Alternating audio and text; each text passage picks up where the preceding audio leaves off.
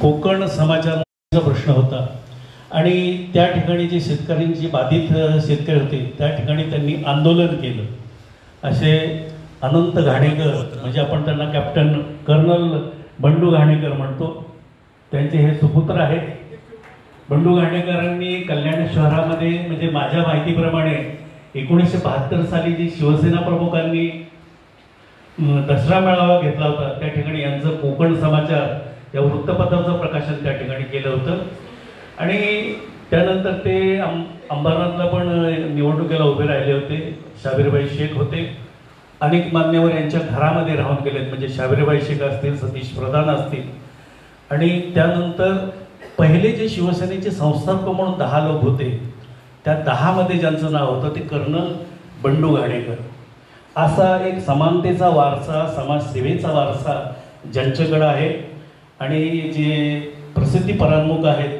परंतु मी त्यांचे काही पाहिलं की TV9, त्याच्यानंतर साम TV, TV9, लोकमत अशा ह्याच्यामध्ये मी पाहिलं तर कल्याण शहराला जे भेडसावणारे प्रश्न आहेत, मग तो पहिला कचऱ्याचा प्रश्न असो, त्यानंतर टोलचा प्रश्न असो, किंवा या शहराला स्मार्ट सिटीचा दर्जा दिल्यानंतर सुद्धा जे घाणीचं साम्राज्य आहे, ज्या समस्या आहेत, ज्या अडीअडचणी आहेत, हे सोडवण्यासाठी पुढाकार घेतात. वेळोवेळी विविध पद्धतीचे आंदोलन करतात आणि अनेक अशी माहिती त्यांनी त्याच्यासाठी 3-4 लाख रुपये त्यांनी खर्च केले. असे आपल्या आजच्या सर्वांचे कार्यक्रमाचे व्याख्याते आदरणीय श्रीनिवासजी घाणेकर यांच्यासाठी टाळ्या वाजवत विष्णू चव्हाण यांना विनंती करतो की चव्हाण साहेबांनी श्रीनिवासजी घाणेकर यांचं स्वागत करावं. चव्हाण साहेब. विष्णू चव्हाण. नंतर करतो मी.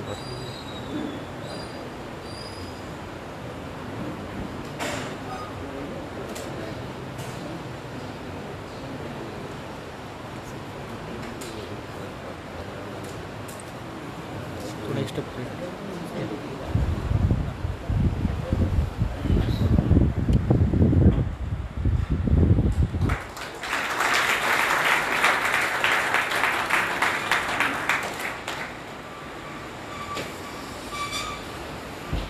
आपल्या सर्वांचं स्वागत आपण शब्दस्मरणाने करणार आहोत. तुम्ही सर्वजण मोठ्या संख्येने या ठिकाणी उभा आलात त्याबद्दल मी आपल्या सर्वांचा धन्यवाद करतो. आणि एवढंच म्हणतो की आभाळाच्या डोळ्यांनी पाहतो तो भगवंत, आभाळाच्या डोळ्यांनी पाहतो तो भगवंत, ज्यांच्याकडे पाहतो तो भाग्यवंत.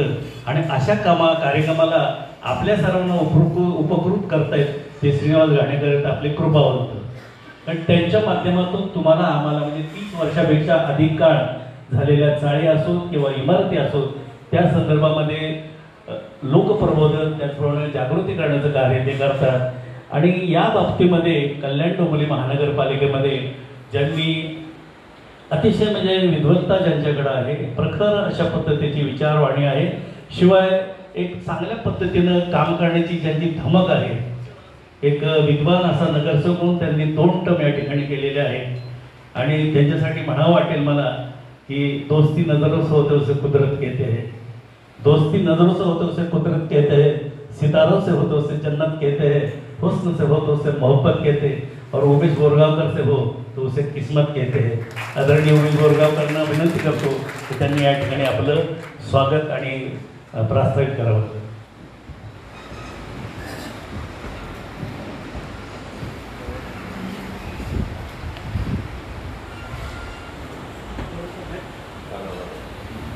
खडकपाडा व्यापारी रहिवासी संघटनेच्या वतीने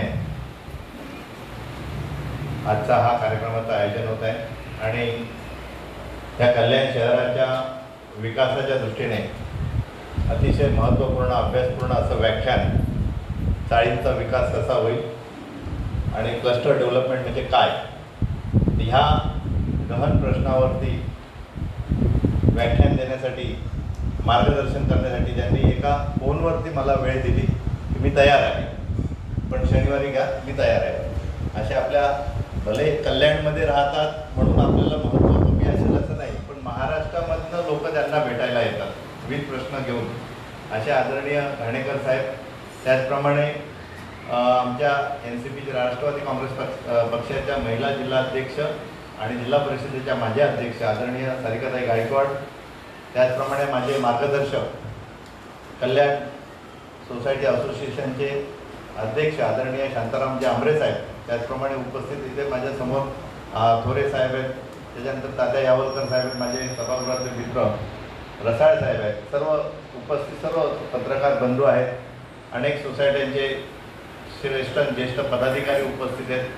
मी सर्वांचं मनापासून स्वागत करतो. आणि या आगळ्या वेगळ्या कार्यक्रमामध्ये जे आपल्याला एक अपेक्षा घेऊन आलेले आहेत, प्रत्येकजण काही एक प्रश्न घेऊन आलेला आहे, एक विकासाचा दृष्टिकोन घेऊन आलेला आहे. तर येताना तुम्ही जे प्रश्न घेऊन आलेले आहात, जाताना त्याची उत्तरं मिळतील. परंतु असा हा कार्यक्रम म्हणजे काय, अशी काय जादूची कांडी नाही की सगळं फिरवलं आणि सगळं एकदम जादू झाली. ही एक सुरुवात आहे आणि एक ज्याची सुरुवात भक्कम असते, त्याचा पाया भक्कम असतो. तर हा विचारांचा पाया आहे. क्लस्टर डेव्हलपमेंट समजून घेणं इतकं सोपं नाही आहे, एका व्याख्यानामध्ये समजेल असं नाही, परंतु ते सोप्या भाषेत सांगणारे वक्ते या ठिकाणी आहेत. म्हणून आम्ही एक प्रयत्न केलेला आहे.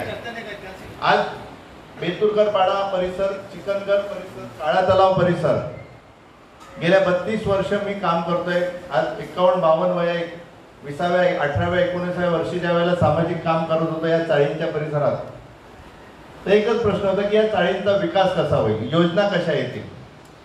आणि विविध म्हणजे आज आमचा सगळ्यांची समस्या आहे की विकास करायचा असेल तर जमीन मालकाचा प्रश्न येतो, बिल्डरचा प्रश्न येतो, किंवा काही डबल करायचं असेल, घर दुरुस्त करायचं असेल, तिथेही अनेक अडचणी येतात कायदेशीर.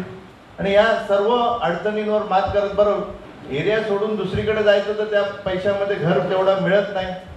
परंतु कुठेतरी विकास हा यावा आणि या ठिकाणी आमच्या हक्काचं, जिथे आमच्या सर्व आठवणींचा खजाना आहे, त्याच परिसरात आम्हाला आमचं हक्काचं घर मिळावं, हे एक स्वप्न.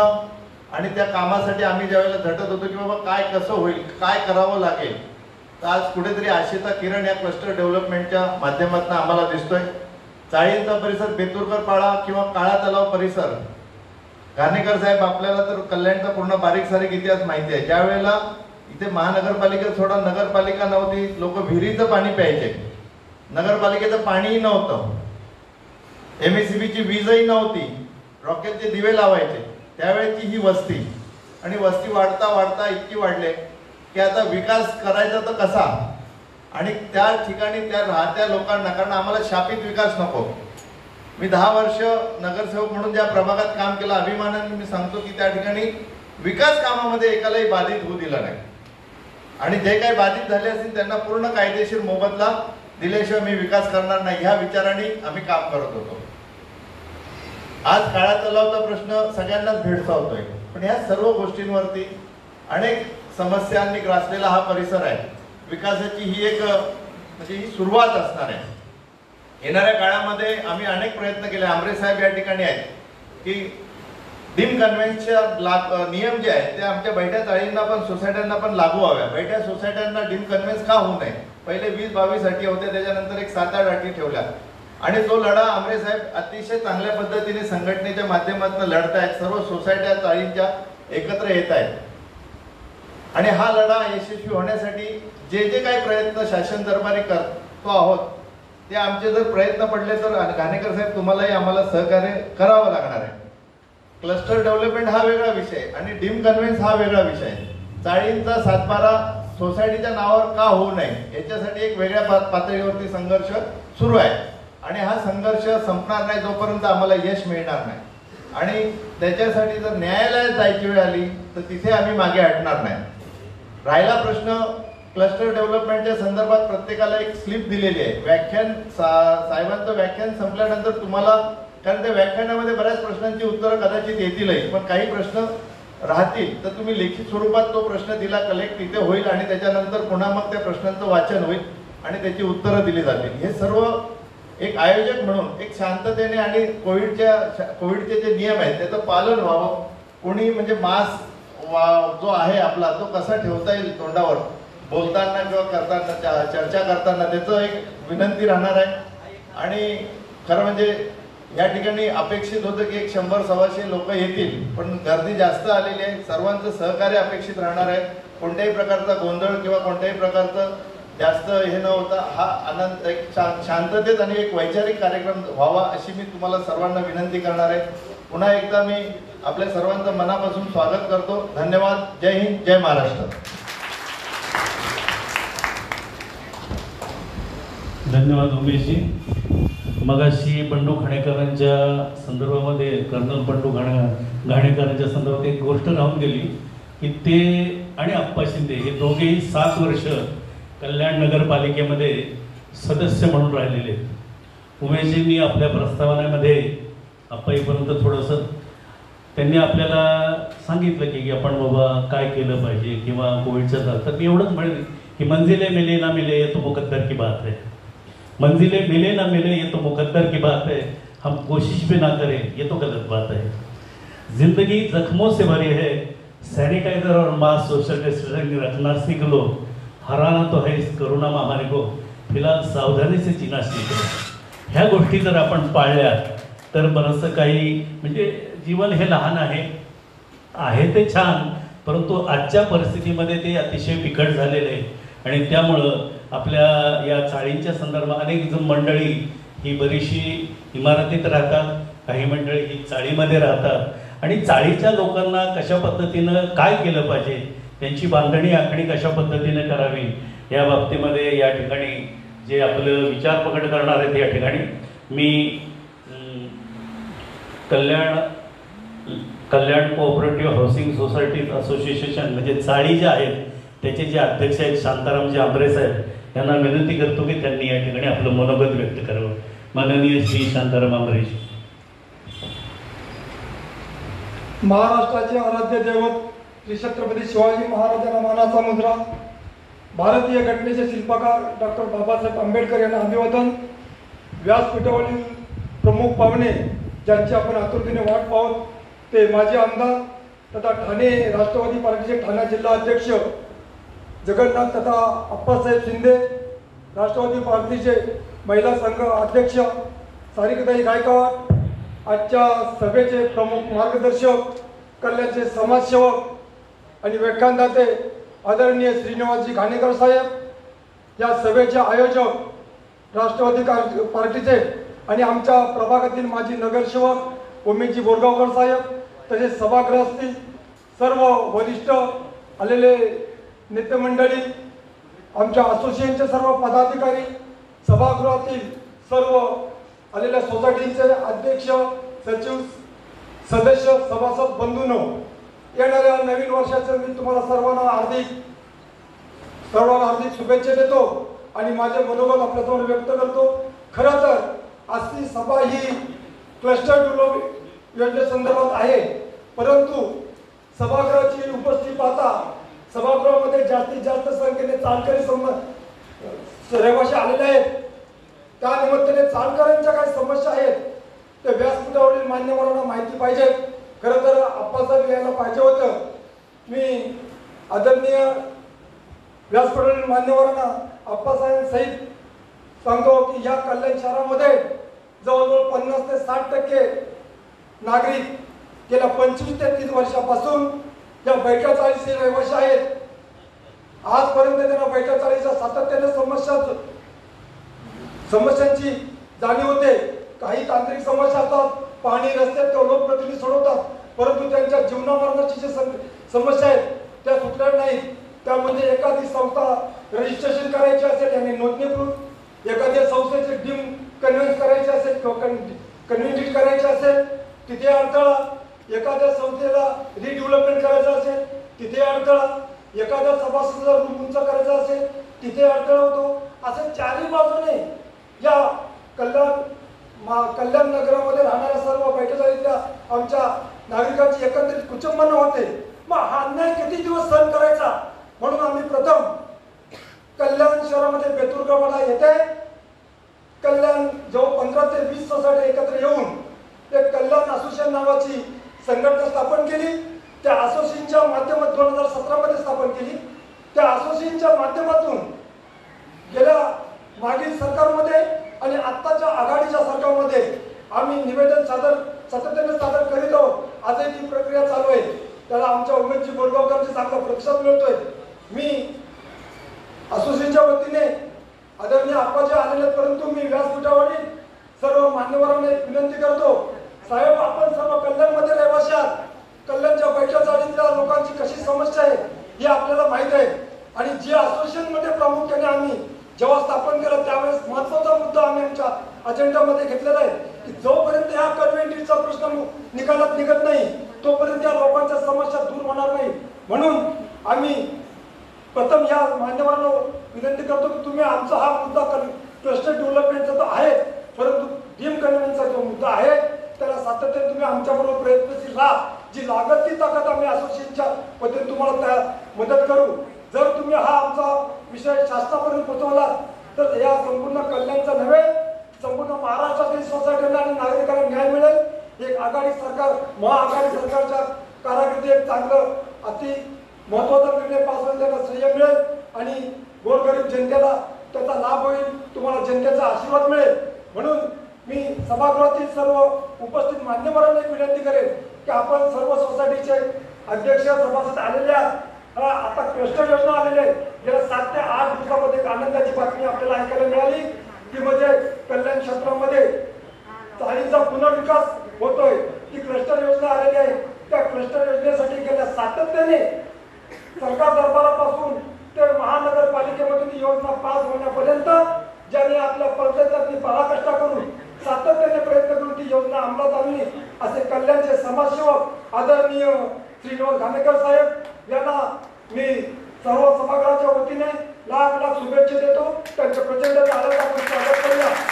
साहेब मी तुम्हालाही सांगतो तुम्ही आमच्या असोसिएशनच्या कार्यकारिणीच्या सर्वसाधारण सभेला उपस्थित होतात. तेथे आम्ही तालुक्यांची समस्या आपल्या समोर मांडलेली होती. तर आपण सर्वांनी मिळून जर आम्हाला चांगली मदत कराल तर असोसिएशनची लागेल ती ताकद आपल्या समोर आम्ही उभी करण्याची मी ग्वाही देतो. त्याचप्रमाणे सभागृहातील सर्व माझ्या बंधूंना मी विनंती करेन की एक असोसिएशन ही प्रचंड एक शक्ती आपण या पाड्यावर उभी केलेली आहे. त्याच्या माध्यमातून आपण त्यांच्या पाठीशी उभे राहू. त्यासाठी आपण सर्वांनी या असोसिएशनची ताकद वाढवण्यासाठी असोसिएशनचे सभासद लवकर व्हा अशी मी तुम्हाला विनंती करतो.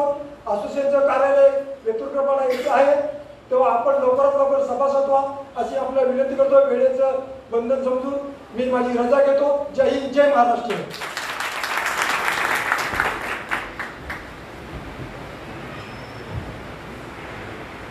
धन्यवाद आमरे साहेब.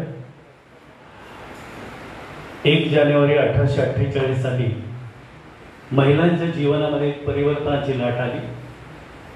सावित्रीबाई फुलेंनी ज्ञानाचं दालन उघडल्यामुळं आज महिला सगळीकडे आपल्याला समानतेमध्ये आढळत आहेत. 50% त्यांना आरक्षण आहे आणि म्हणून म्हणतो की ती अशी उंचावता नभजराचे ठाकले, ती अशी उंचावता नभजराचे ठाकले, पसरली ज्योत्स्ना तिचे आणि चंद्रतारे झाकले, गवसण्या घाले आबा तेज इतके फाकले, की स्वर्णिमा स्पर्शनानं कर रविने टाकले. अशा पद्धतीच्या कर्तृत्वानं जी महिला आपण या ठिकाणी संविधानाची प्रत पण दिली की या माध्यमातून गावागावामध्ये सरपंचापासून सदस्यापासून जिल्हा परिषदेपर्यंत पोचल्या. त्या आपल्या सारिकाताई गायकवाड ज्या ठाणे जिल्हा परिषदेच्या माझ्या अध्यक्षा राहिलेल्या आणि विद्यमान राष्ट्रवादी काँग्रेसच्या महिला कल्याण डोंबिवली शहराच्या अध्यक्ष जिल्ह्याच्या अध्यक्ष आहेत. मी त्यांना विनंती करतो की त्यांनी आपलं मनोगत या ठिकाणी व्यक्त करावं.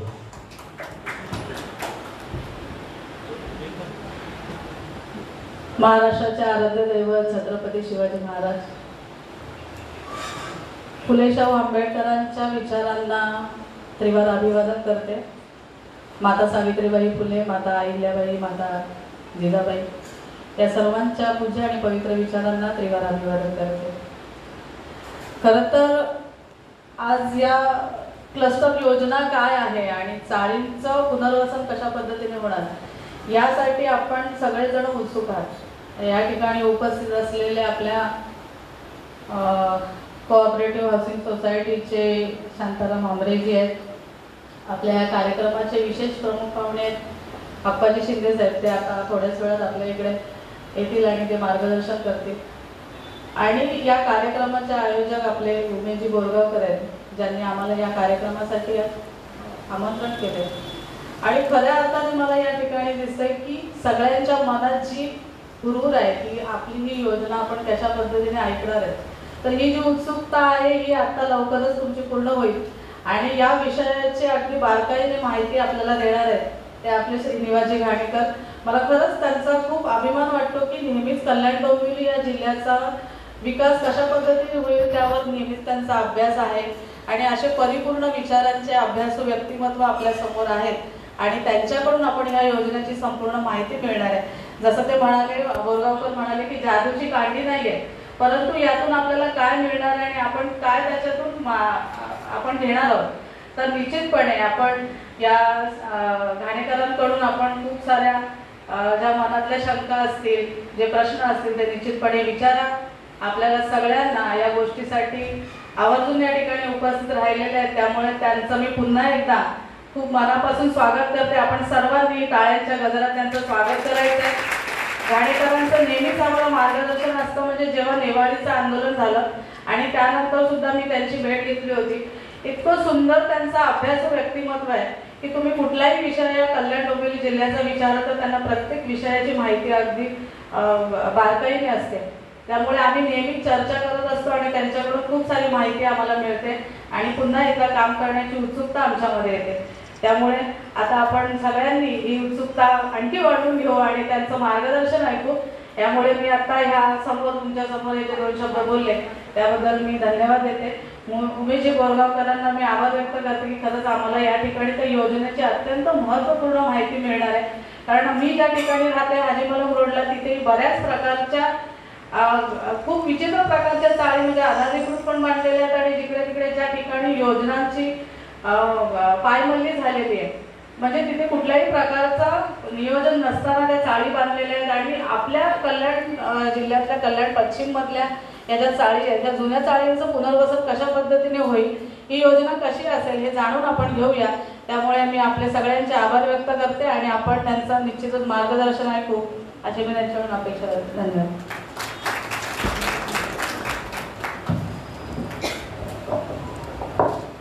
धन्यवाद.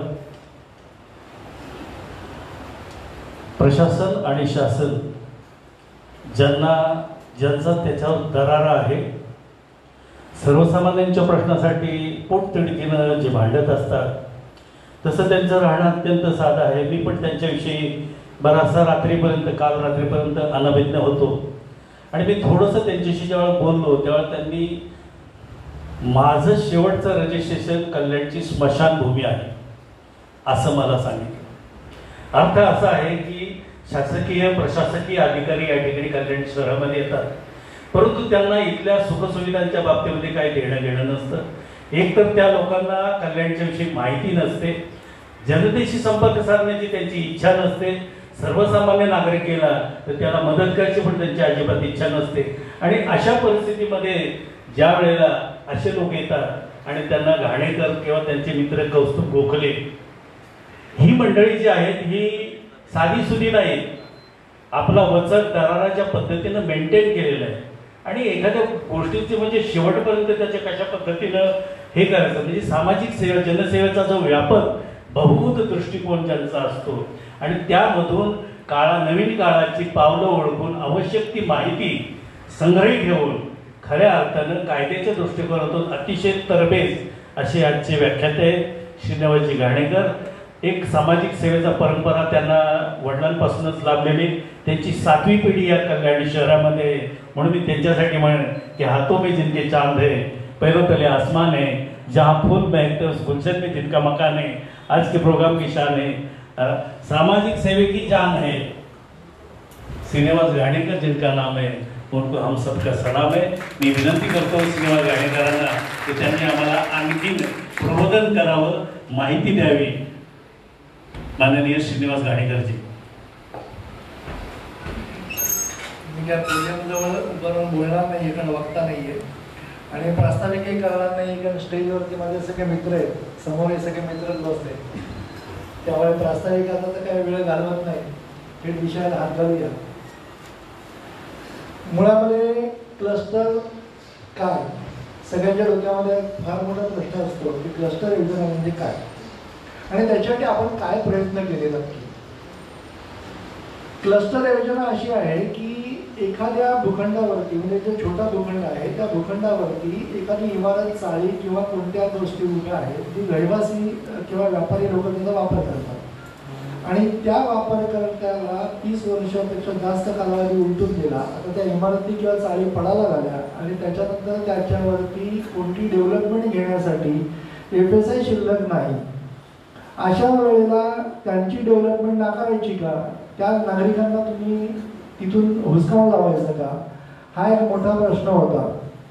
ज्या समस्या मुंबई शहरामध्ये होत्या त्या सिमिलर समस्या कल्याण डोंबिवली महानगरपालिका परिक्षेत्रामध्ये जाणवत होत्या. 2015ला पहिल्यांदा विचार आला की फक्त मुंबई महापालिकेसाठी किंवा त्या एरियासाठी जर कधी क्लस्टर योजना जर कधी लागू असेल आणि प्रश्न जर कधी सारखे असतील, समस्या जर कधी सारख्या असतील तर कल्याण डोंबिवलीला ही क्लस्टर योजना राबवायला पाहिजे. म्हणून मी 2016च्या फेब्रुवारी महिन्यामध्ये पहिल्यांदा शासनाला पत्र दिलं की क्लस्टर योजना ही कल्याण डोंबिवली महानगरपालिका परिक्षेत्रासाठी लागू करा. त्याच्यानंतर महापालिकेला एक पत्र आलं राज्य शासनाकडनं की श्रीकांत गाणेकर यांनी अशी क्लस्टर योजना कल्याण डोंबिवली महानगरपालिकेमध्ये राबवावी अशी विनंती केली आहे. त्याच्या संदर्भात आपण इम्पॅक्ट असेसमेंट रिपोर्ट तुम्ही इथून पाठवा. नंतर मग आपल्या डेव्हलपमेंट कंट्रोल रूल्स म्हणजे विकास नियंत्रण नियमावलीमध्ये त्याचा समावेश करता येईल. दुर्दैव आपलं असं आहे की त्यावेळेच्या लोकप्रतिनिधींना त्याचं महत्त्व कळलं नाही किंवा जास्त कळलं म्हणायला लागेल. त्यामुळे क्लस्टर योजना त्याचा इम्पॅक्ट असेसमेंट रिपोर्ट त्यावेळेला पाठवला गेला नाही आणि क्लस्टर योजना दाखवते की काय अशी परिस्थिती निर्माण झाली. ज्यावेळेला असं लक्षात आलं की लोकप्रतिनिधी काय फारसे उत्साही नाही आहेत हा ठराव मंजूर करायला, इम्पॅक्ट असेसमेंट रिपोर्ट देण्यासाठी लोकप्रतिनिधी काय फारसे उत्सुक नाही आहेत, त्यावेळेला नंतर मग शासनाकडे विशेष प्रयत्न करून आपण कॉमन DCR जो MMRDA एरियासाठी लागू होणार होता त्या योजनेमध्ये, त्या DCR मध्ये पहिल्यांदा हे क्लस्टर योजना किंवा कल्याण डोंबिवली महानगरपालिकेचा समावेश केला जावा अशा रीतीचे प्रयत्न केले.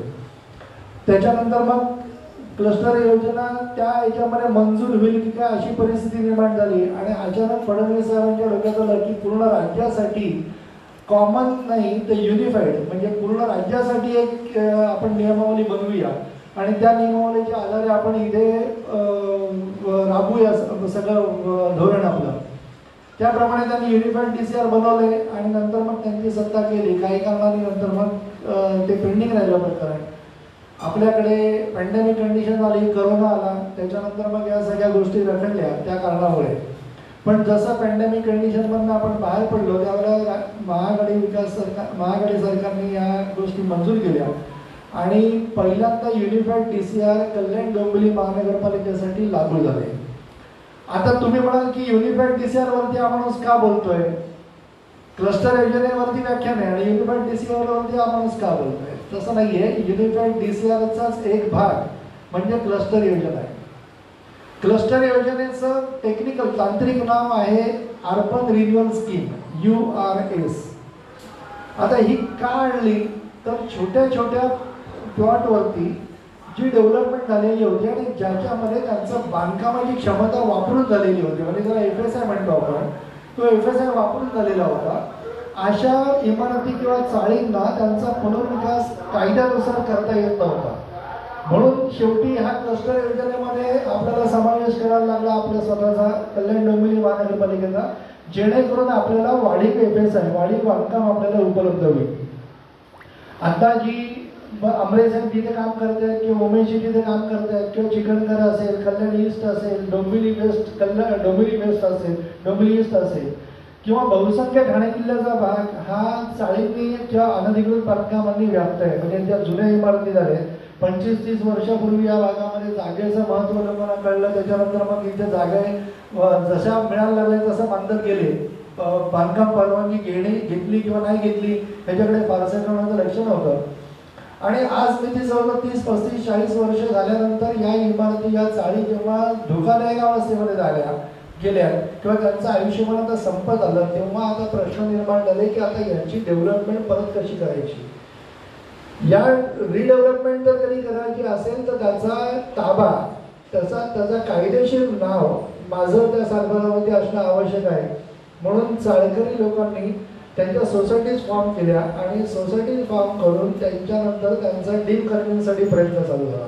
म्हणजे उमेशजी असतील, शांताराम आंबरे असतील किंवा अन्य सदस्य मंडळी असतील, ती चाळीच्या खाली असलेल्या जागा या आपल्या नावावरती व्हाव्यात, चाळकऱ्यांच्या नावावरती व्हाव्यात म्हणून त्यांनी लढा चालू केला. पण नुसतं चाळीच्या जागा आपल्या नावावरती करून हा लढा संपणार होता का? तर नाहीये. त्याच्यामध्ये FSI जोपर्यंत वाढवून मिळत नाही तोपर्यंत मूळ जमीन मालक त्यांनी ज्यांना लीजनी दिलेले आहेत असे दुसरे म्हणजे ज्यांनी लीजी आहेत असे लोक त्यांनी नंतर मग त्याच्यावरती चाळींच्या रूम बांधल्या आणि त्या चौथ्याला विकल्या. असे 4 किंवा 3 इंटरेस्ट निर्माण झाले आणि या सगळ्यांचे इंटरेस्ट आत्ताच्या डेव्हलपमेंट कंट्रोल रूल्स प्रमाणे जो FSI मिळत होता त्याच्यामध्ये हे पूर्ण होत नव्हते. म्हणून हा विकास थांबला होता. आता जर कधी हा विकास करायचा झाला तर वाढीव FSI मिळाला पाहिजे म्हणून क्लस्टरमध्ये आपण आपल्याला समाविष्ट करून घेतलं. आता क्लस्टरमध्ये नक्की समाविष्ट तर झालो आपण, पण क्लस्टर राबवायची कशी हा एक महत्त्वाचा प्रश्न आहे.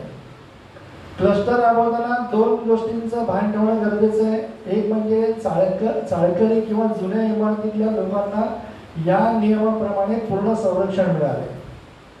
तुम्हाला कोणी बेघर करू शकणार नाही ह्याच्या पुढे. या अधिनियम लागू ज्या दिवशी झाला त्या दिवशी जो माणूस ज्या चाळीच्या किंवा इमारतीच्या रूममध्ये राहत होता, ऑक्युपंट होता, त्याला त्याचे अधिकार मिळणार. कोणत्याही परिस्थितीत त्यांना तिथून बेघर करता येणार नाही. हा पहिला भाग. त्यामुळे जमीन मालकाने सांगितलं की मला परवडत नाही, तुम्ही जागा खाली करा, हा आता काही पर्याय राहिलेला नाही. याच्या पुढे तुम्हाला समाविष्ट करूनच याच्या पुढचा विकास होणार एवढं नक्की आहे. पहिली गोष्ट साध्य झाली. क्लस्टर योजनेमधला पहिला विजय झाला. जो अनधिकृत बांधकामात असेल किंवा अधिकृत बांधकामात असेल परंतु इमारती जुन्या झाल्या म्हणून आम्हाला बेघर व्हायला लागतंय की काय? इमारती पडल्या, ज्या इमारती धोकादायक झाल्या त्या महापालिकेने काही कारणांनी पाडल्या आणि नंतर मग आम्ही बेघर झालो.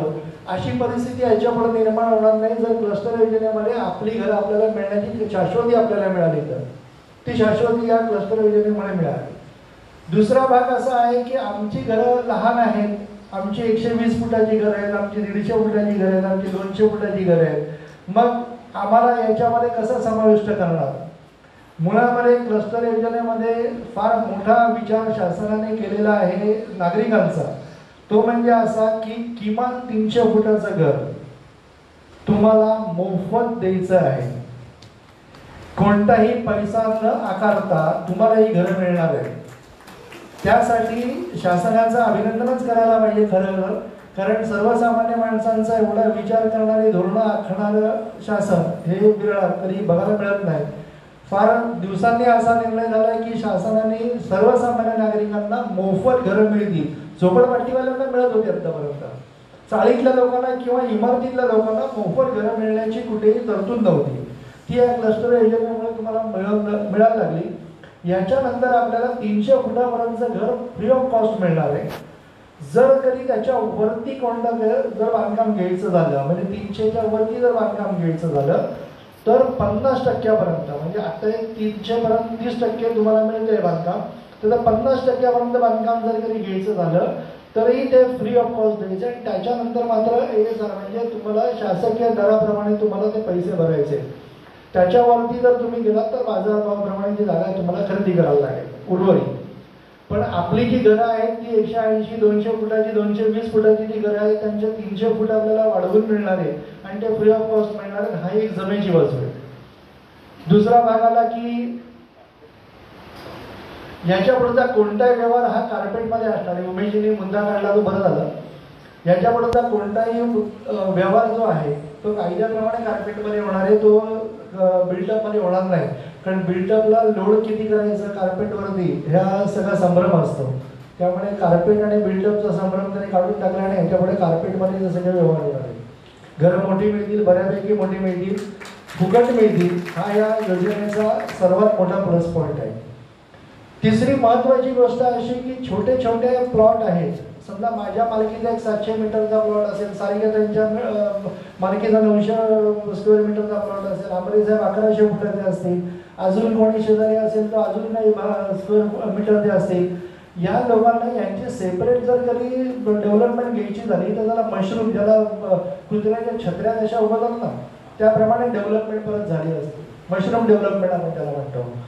तर मशरूम डेव्हलपमेंट होऊ नये, सगळ्यांनी एकत्र येऊन आपल्याला तिथे विकास साधायचा आहे. म्हणजे पुरेशा सोयी. आत्ता चाळीमध्ये जर तुम्ही राहताय, तुम्हाला सगळ्यांना कल्पना आहे, मी सांगायला पाहिजे असं नाही आहे, रूमच्या बाहेर पडल्यानंतर आपला अधिकार नसतो. त्या बाहेरच्या जागेवरती कॉमन जागा आहे, त्याच्यावरती आपला अधिकार नाही आहे. अतिशय चिंचोळ्या जागा, अतिशय अरुंद रस्ते, कोणती ड्रेनेजची किंवा पाण्याची कोणती सोय नीट नाही आणि रस्तेही नीट नसल्यामुळे रहदारीला अडथळा किंवा तिथे दाटीवाटीचं क्षेत्र, अशा स्वरूपाचं हे सगळं चित्र उभं राहतं. पण जेव्हा क्लस्टरमध्ये तुम्ही जाता त्यावेळेला या सगळ्या गोष्टीचा मल्टी स्टोरेज म्हणजे मोठ्या इमारतीमध्ये रूपांतर होऊन त्याच्यामध्ये आपल्याला सगळ्या सुखसोयी म्हणजे ज्याच्यामध्ये रस्ते, पाणी, ड्रेनेज या सगळ्यांची व्यवस्थित व्यवस्था होईल अशा रीतीने आपण बांधकाम करू शकतो, अशी परिस्थिती निर्माण झाली. म्हणजे शासनाने आपल्याला दोन विचार केले. एक म्हणजे आपले अनहायजेनिक जे आपले राहणीमान होतं, म्हणजे त्याला आरोग्यदायी नव्हतं, ते आरोग्यदायी वातावरण आपल्याला निर्माण होईल. दुसरी गोष्ट फुकट घरं मिळतील आणि तिसरी गोष्ट म्हणजे आपले अधिकार कोणी मारू शकणार नाही, सर्वात महत्त्वाचा भाग. हे जेव्हा आपल्याला लक्षात येतं तेव्हा क्लस्टरला विरोध करायचा का, तर 300 फुटापर्यंतचं घर आम्हाला फ्री मिळतंय आणि त्याच्यानंतर सुद्धा जर कधी आपले जर कधी वाढीव बांधकाम घेण्याची जर तयारी असेल तर त्याच्या रेट जर कधी फिक्स झालेले असतील तर माझी चाळकरी किंवा इमारतीतल्या लोकांना अशी विनंती आहे की आता याच्यापुढे फार आखडून राहून किंवा कोणती भूमिका अशी आड्यातेपणाची ठेवू नका आणि विकास होऊन द्या. एकदा जर कधी आपण आपल्या विकासाला जर कधी व्यवस्थित चालना दिली, आपण जर कधी रोल मॉडेल आपण जर कधी बनवू शकलो कल्याण डोंबिवलीकर, तर महाराष्ट्रासाठी एक मोठं उदाहरण असेल की आपल्याला क्लस्टरमधनं कसा विकास साधता येईल. आता असं होतं की ठाणे शहरामध्ये क्लस्टर योजना आपल्या अगोदर लागू झाली.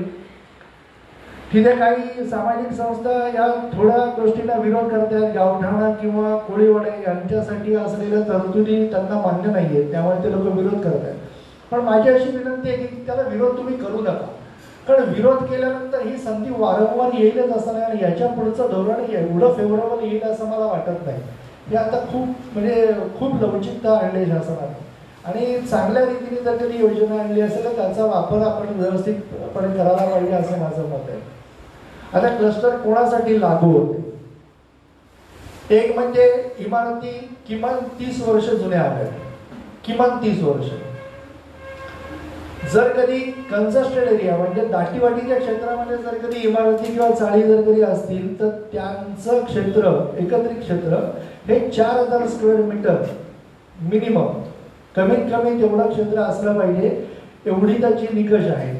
आणि नॉन कंजस्टेड एरिया म्हणजे आता आपण ज्या ठिकाणी बसलोय हा नॉन कंजस्टेड एरिया येतो, तर यासाठी 10,000 स्क्वेअर मीटर एवढं क्षेत्र मिनिमम पाहिजे. त्याच्यामध्ये नाले, रस्ते, रेल्वे लाईन किंवा दुसऱ्या कोणत्या नॅचरल बाउंड्री ज्या असतील त्या गृहीत धरल्या जातील. आणि जर ते क्षेत्र जर कधी 10,000 स्क्वेअर मीटर किंवा 4,000 स्क्वेअर मीटर जर कधी नैसर्गिक न्यायतत्वाप्रमाणे होत नसेल तर त्याला शिथिलता देण्याचे अधिकार आयुक्तांना दिलेले आहेत. त्याला हाय पॉवर कमिटी नेमले आयुक्तांच्या अध्यक्षतेखाली, कलेक्टर त्याचे एक सदस्य असतील आणि इतर सदस्य आहेत. त्याच्यामध्ये त्या हाय पॉवर कमिटीला हे अधिकार दिले की थोडं बहुत जर कमी जास्त जर क्षेत्र असेल तर त्याला तुम्ही क्लस्टर डेव्हलपमेंटमध्ये लागू करा.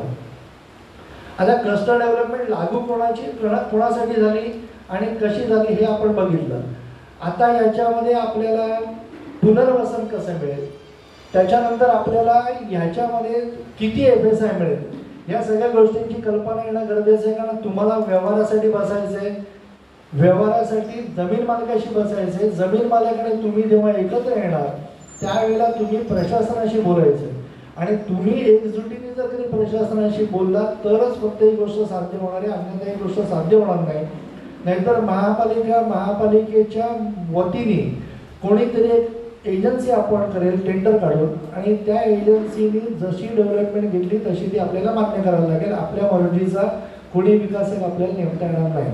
म्हणून माझी विनंती आहे की कोर्टकज्जे किंवा या बाकीच्या वादामध्ये न पडता आपण आपले विकासक निवडा, आपण आपले प्रपोजल द्या आणि नंतर मग आपला विकास चालवा. राहिला प्रश्न आता याच्यासाठी येणारा पैसा, कारण नुसती डेव्हलपमेंट घ्यायची तर पैसा कुठून येणार? तर याच्यासाठी कॉर्पस फंड याच शासनाने महापालिका आयुक्तांना काय अधिकार दिले की कॉर्पस फंड तुम्ही तुमचे उभा राहा आणि त्या कॉर्पस फंडमधनं तुम्ही हा सगळा खर्च भागवा. आता मी मगाशी मला जसं म्हटलं तसं FSI किती मिळणार? तर आत्ता आपल्याला एक FSI मिळतोय. म्हणजे जर उदाहरण देतो सोप्या भाषेत, तांत्रिक भाषेत न सांगता, जर कधी आपल्याकडे 1000 मीटरचा जर कधी प्लॉट असेल, त्याच्यात चाळी किंवा इमारती हा भाग आपण विसरून जाऊया, आपण फक्त FSIचा विचार करू, तर 1000 मीटरचे स्क्वेअर फुटामध्ये रूपांतर करताना त्याला 10.76 गुणायला लागतं. म्हणजे त्याच्या स्क्वेअर एरिया हा तुमचा FSI झाला आत्ताच्या जो जुन्या DC रूल्स होते त्याप्रमाणे. क्लस्टर योजनेमध्ये समाविष्ट झाल्यामुळे तो FSI सरळ 4 झाला आहे. 1 होता तो 4 झाला आहे. म्हणजे चौपट FSI तुम्हाला सरसकट आपल्याला वापरता येईल का? तर नाही. आपलं पुनर्वसन करण्यासाठी जेवढी जागा, जेवढा FSI वापरायला लागणार आहे त्याच्या दुप्पट किंवा 4 याच्यामधली जी संख्या जास्त असेल तो FSI आपल्याला अलॉट होणार आहे. पण हायर लिमिट 4ची आणि 4ची हायर लिमिट ही माझ्यामध्ये सफिशियंट आहे. खूप म्हणजे ज्याला म्हणतात ना की आपली कोणतीही योजना रखडणार नाही अशी आहे. आता जर कधी असा विचार केला की माझा 4 FSI नको आहे, मला माझ्या प्लॉटवरती 4 FSI वापरण्यासारखी परिस्थिती नाही आहे. आपल्याकडच्या बहुसंख्य चाळी ज्या आहेत त्या आता दुमजली झाल्या. त्यामुळे दुमजली झाल्यानंतर सुद्धा जर कधी तो FSI शिल्लक राहत असेल, म्हणजे पुनर्वसन होऊन जर कधी FSI शिल्लक राहत असेल, समजा 3 FSI मध्ये जर कधी याचं जर कधी पूर्ण तुमचं पुनर्वसन झालं तर 1 FSI शिल्लक राहतो आणि 1 FSI शिल्लक राहिल्यानंतर त्याच्या 50% म्हणजे 50% क्षेत्र हे विकर सेक्शन म्हणजे आर्थिकदृष्ट्या दुर्बळ घटक हे जे असतील किंवा लोअर इन्कम ग्रुप जे असेल LIG यांच्यासाठी बांधून ते महापालिकेला हस्तांतरित करायचं आणि उर्वरित क्षेत्र जे आहे ते ओपन मार्केटला विकायचं. त्याच्यातनं तुमचे पैसे मिळतील आणि तुमचा खर्च भागेल या प्रोजेक्टचा, अशी ती योजना आहे. आता EWS किंवा LIG मध्ये जे फ्लॅट द्यायचे आहेत महापालिकेला, ते महापालिकेने कुठे वापरायचे? तर जे प्रोजेक्टमध्ये वेगवेगळ्या प्रोजेक्टमध्ये जे बाधितमध्ये मगाशी उमेशजींनी उल्लेख केला की त्यांच्या कार्यकाळामध्ये त्यांच्या प्रभागामध्ये कोणत्याही प्रोजेक्टसाठी कोणाने बेघर केलं नाही. फार आनंदाची गोष्ट आहे. माझी करिअरची सुरुवात म्हणजे सामाजिक कार्याची सुरुवातच मुळामध्ये झाली ती बेघरांसाठी लढाई हायकोर्टामध्ये उभारली. हायकोर्टाच्या माध्यमातून आम्ही तो लढा उभारला आणि त्याच्यातनं आम्ही खऱ्या अर्थाने सामाजिक कार्यामध्ये आलो. तर ही कोणावरती वेळ येऊ नये, कोर्टकज्जे शेवटी करणं हा काही फार आनंददायी भाग नाही आहे. तर ही वेळ कोणावर येऊ नये म्हणून हे प्रोजेक्टमध्ये जे बाधित झालेले लोक आहेत या लोकांना त्यांची पर्यायी घरं ही त्या माध्यमातून मिळायला पाहिजेत. म्हणून EWS किंवा LIG या याच्यामध्ये ते महापालिका आयुक्त ते अलॉटमेंट देतील. म्हणजे बेघरांचा प्रश्न किंवा बाधितांचा प्रश्न या माध्यमातून निकालात निघेल. सर्वात महत्त्वाचा भाग उरतो ते म्हणजे माझ्या चाळींमधल्या जे कमर्शियल ज्यांची दुकानं आहेत किंवा ज्यांची काही वर्कशॉप आहेत, ब्युटी पार्लर्स आहेत किंवा बाकीच्या गोष्टी आहेत, तर यांचं पुनर्वसन नाही आहे. त्याप्रमाणे 16.78 मीटर म्हणजे जवळजवळ 180 फूट एवढं क्षेत्र जर तुमचं दुकानाचं असेल किंवा कोणत्या धंद्याचं असेल, जिथे तुम्ही दुकान असेल, टेलरिंगचं दुकान असेल, ब्युटी पार्लर असेल, दवाखाने असतील, 180 फुटापर्यंतची तुमची फ्री ऑफ कॉस्ट मिळणार आहे.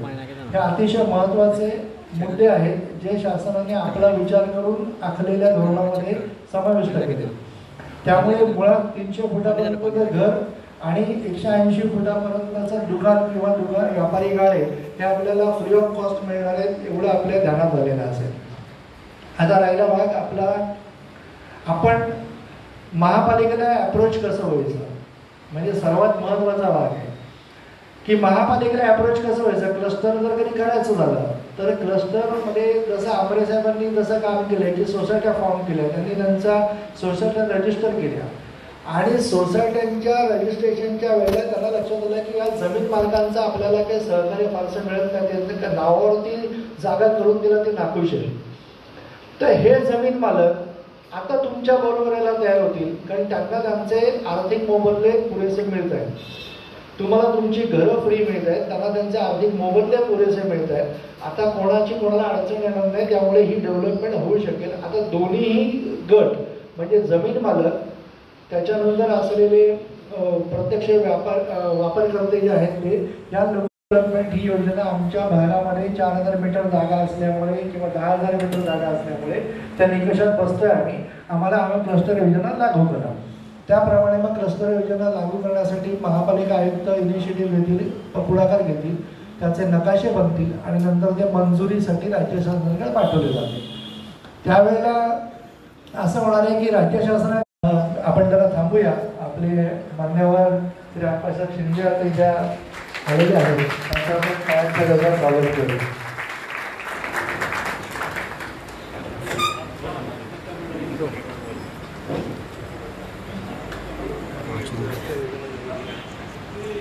इसको तो बोला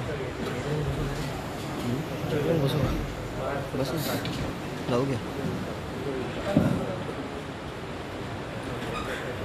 तर एकत्र आपण चाळकरी लोक आणि जमीन मालक हे एकत्र तिकडे जावं, महापालिकेला प्रस्ताव द्यावा आणि महापालिकेने तो मंजूर करून नंतर शासनाकडे अंतिम मंजुरीसाठी पाठवावा, अशी ती योजना आहे. महापालिका आयुक्तांना जो FSI आपण देणार आहोत EWS किंवा LIG या माध्यमातून, म्हणजे जो बांधकाम आपण देणार आहोत त्या बांधकामाचा विक्री करून त्याच्यामधनं जे पैसे मिळतील त्याचा वापर शेल्टर फंड म्हणून, शेल्टर फंड नीट लक्षात घ्या, तुमच्या सोसायट्यांचा मेंटेनन्स असेल किंवा लहानसा गोष्टींमध्ये मान्यता घेण्यासाठी किंवा आर्किटेक्टची फी असेल किंवा बाकीच्या गोष्टींचे जे खर्च असतील हे अशा माध्यमातून भागवले जातील. याला शेल्टर फंड म्हणतील. ज्या लोकांना सर्वात महत्त्वाचा, काही लोकांच्या डोक्यामध्ये विषय असा असतो की माझ्याकडे पैसे नाही आहेत, जर कधी ही रक्कम मला उभारायची झाली म्हणजे 300 फुटाच्या वरती जर मला घर घ्यायचं झालं, माझी गरज आहे 300 फुटाच्या वरती जर मला घर घ्यायचं झालं तर त्याच्यासाठी लागणारा पैसा मी कुठून आणू. तर शासनाने क्लस्टर योजनेमध्ये अत्यंत महत्त्वाची तरतूद केली आहे की ज्यांच्याकडे असे पैसे नसतील एकरकमी पैसे भरायला, त्यांना EMI या स्वरूपामध्ये म्हणजे हप्त्यामध्ये हे पैसे भाडे या स्वरूपात द्यायचे आणि या जो शेल्टर फंड आहे त्यांना खर्च सगळा भागवायचा आहे. या सगळ्या तरतुदी या शासनाने आपल्यासाठी करून घेतलेल्या आहेत. माझी अशी आपल्याला विनंती आहे की आपण सगळ्यांनी या सगळ्या गोष्टीचा नीटपणे पॉझिटिव्हली विचार करा. आपली ही संधी आपल्याला शासनाने एक उपलब्ध करून दिली की आपल्या चाळींचा, जुन्या इमारतींचा, जसं चाळी असतील ज्यांची वयोमान 30 वर्षापेक्षा जास्त झाले अशा सगळ्या घरांचा, चाळींचा किंवा इमारतींचा पुनर्विकास या माध्यमातून आपल्याला करून घेता येईल. कोणीही याच्यामध्ये कोणत्या आडमुठेपणाची भूमिका घेऊ नये अशी माझी इच्छा आहे. कुठे अडचण आली आम्ही आहोत, कुठेही अडचण आली आर्किटेक्ट वकील आपापली कामं करतील, सामाजिक कार्यकर्ते आपापली कामं करतील, पण आडमुठेपणा जर कधी ठेवला तर हा विकास मात्र आडेल. कृपा करून आडमुठेपणा ठेवू नका. आपल्याला आपला विकास करायचा आहे. कल्याण डोंबिवली महानगरपालिका ही आदर्श महापालिका, आर्थिकदृष्ट्या सक्षम महापालिका कशी बनेल यासाठी आपलंही योगदान तेवढंच आवश्यक आहे. आमच्यासारखे सामाजिक कार्यकर्ते काम करत राहतात. त्याच्यानंतर काही अजून मुद्दे आहेत, म्हणजे हा काही युनिफाईड DCR हे का अगदी परिपूर्ण ज्याला म्हणतात अशातला काय भाग नाही, ह्याच्यामध्ये काही त्रुटी आहेत. अजून त्या त्रुटी दूर करण्यासाठी आमचा प्रयत्न सातत्याने चालूच राहते. पण याचा अर्थ असा नाही की तुम्ही नकार द्या. तुम्ही प्रत्येक गोष्टीला नकार घेता घेऊन बसू नका अशी माझी आपल्याला सगळ्यांना विनंती आहे. आता मी काय फार याच्यामध्ये बोलत नाही आहे. ज्यांना हे प्रश्न काही असतील, आता मी बोललोय, काही विषय निघाले, काही लोकांना काही प्रश्न असतील ते प्रश्न तुम्ही माझ्यापर्यंत मांडा. त्याची मला जशी समर्पण उत्तर देता येतील तशी मी देण्याचा प्रयत्न करतो. तत्पूर्वी मी आप्पासाहेब शिंदे यांना विनंती करतो की त्यांनी आपलं मनोबल व्यक्त करावं.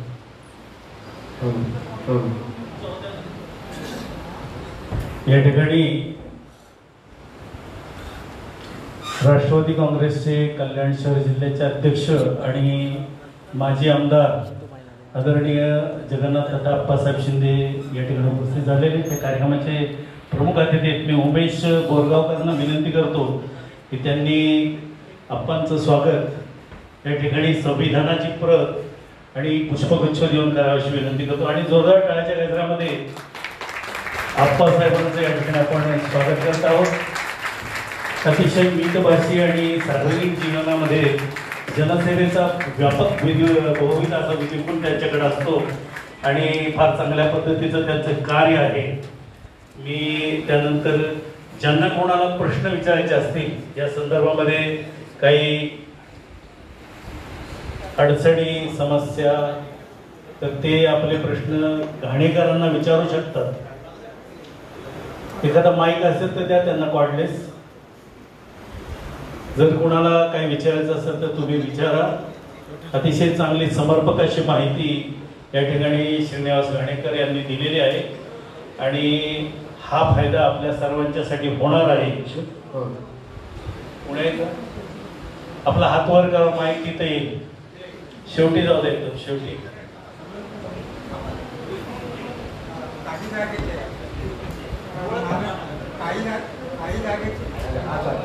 काही जागेचे मालक जर आडमुठे असतील किंवा त्यातलं याचा त्यांना हित किंवा आयत काही कळत नसेल आणि ते जर त्या जागेवरील रहिवाशांचे जुन्या रहिवाशांचे जर फॉर्म म्हणून असतील तर मग त्या बाबतीत काय पर्याय मिळेल?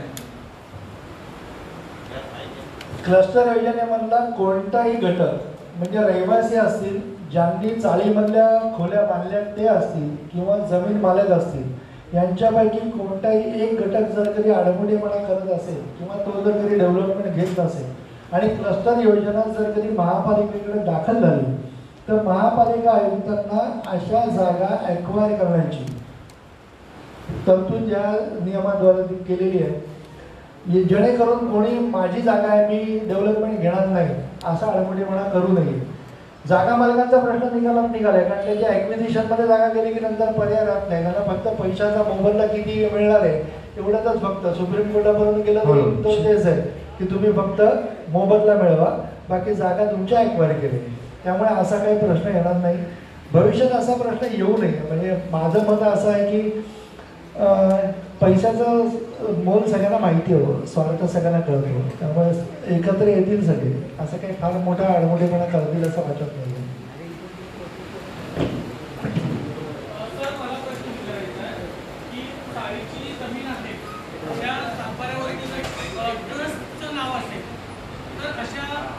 सोसायटी होऊ शकते का, हा पहिला प्रश्न. आणि दुसरा प्रश्न आहे की चाळीमधल्या ज्या रूम आहेत G+1च्या आणि दोघांचे वेगवेगळे प्रॉपर्टी टॅक्स आहेत.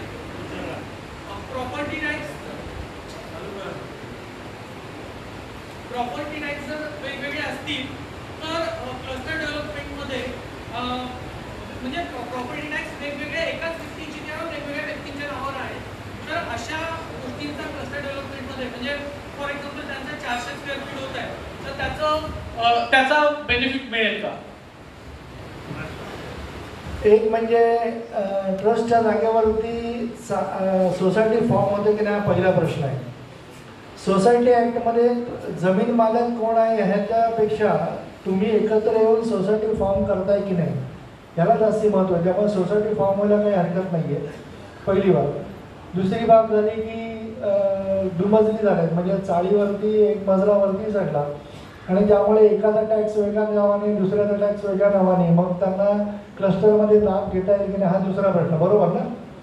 तर या योजनेमध्ये या सगळ्या गोष्टींचा विचार केला गेला आहे. नियोजनकर्ते जे होते त्यांनी या सगळ्या गोष्टींचा विचार केला. ज्या प्रॅक्टिकल अडचणी येऊ शकतील असं वाटत होतं त्या सगळ्या गोष्टी ॲड्रेस केल्यात आणि दोन्हीही लोक म्हणजे खालती राहणारा आणि वरती राहणारा यांचा टॅक्स एकच असला किंवा वेगवेगळे असले तरी त्यांना क्लस्टर योजनेमध्ये समाविष्ट करता येतं. त्याच्यात काय अडचण येत नाही. हॅलो साहेब, ज्या वेळेला बांधकाम चालू होईल तर ते रहिवाशांची राहण्याची सोय काय होईल?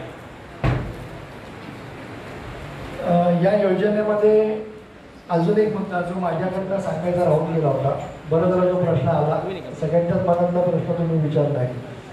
मुळामध्ये जे लोक बांधकाम चालू असताना बेघर होतील का किंवा त्यांना तिथून हाकलण्यात येईल का, तर तसं काय होणार नाही आहे. संक्रमण शिबिरं महापालिका उभारेल.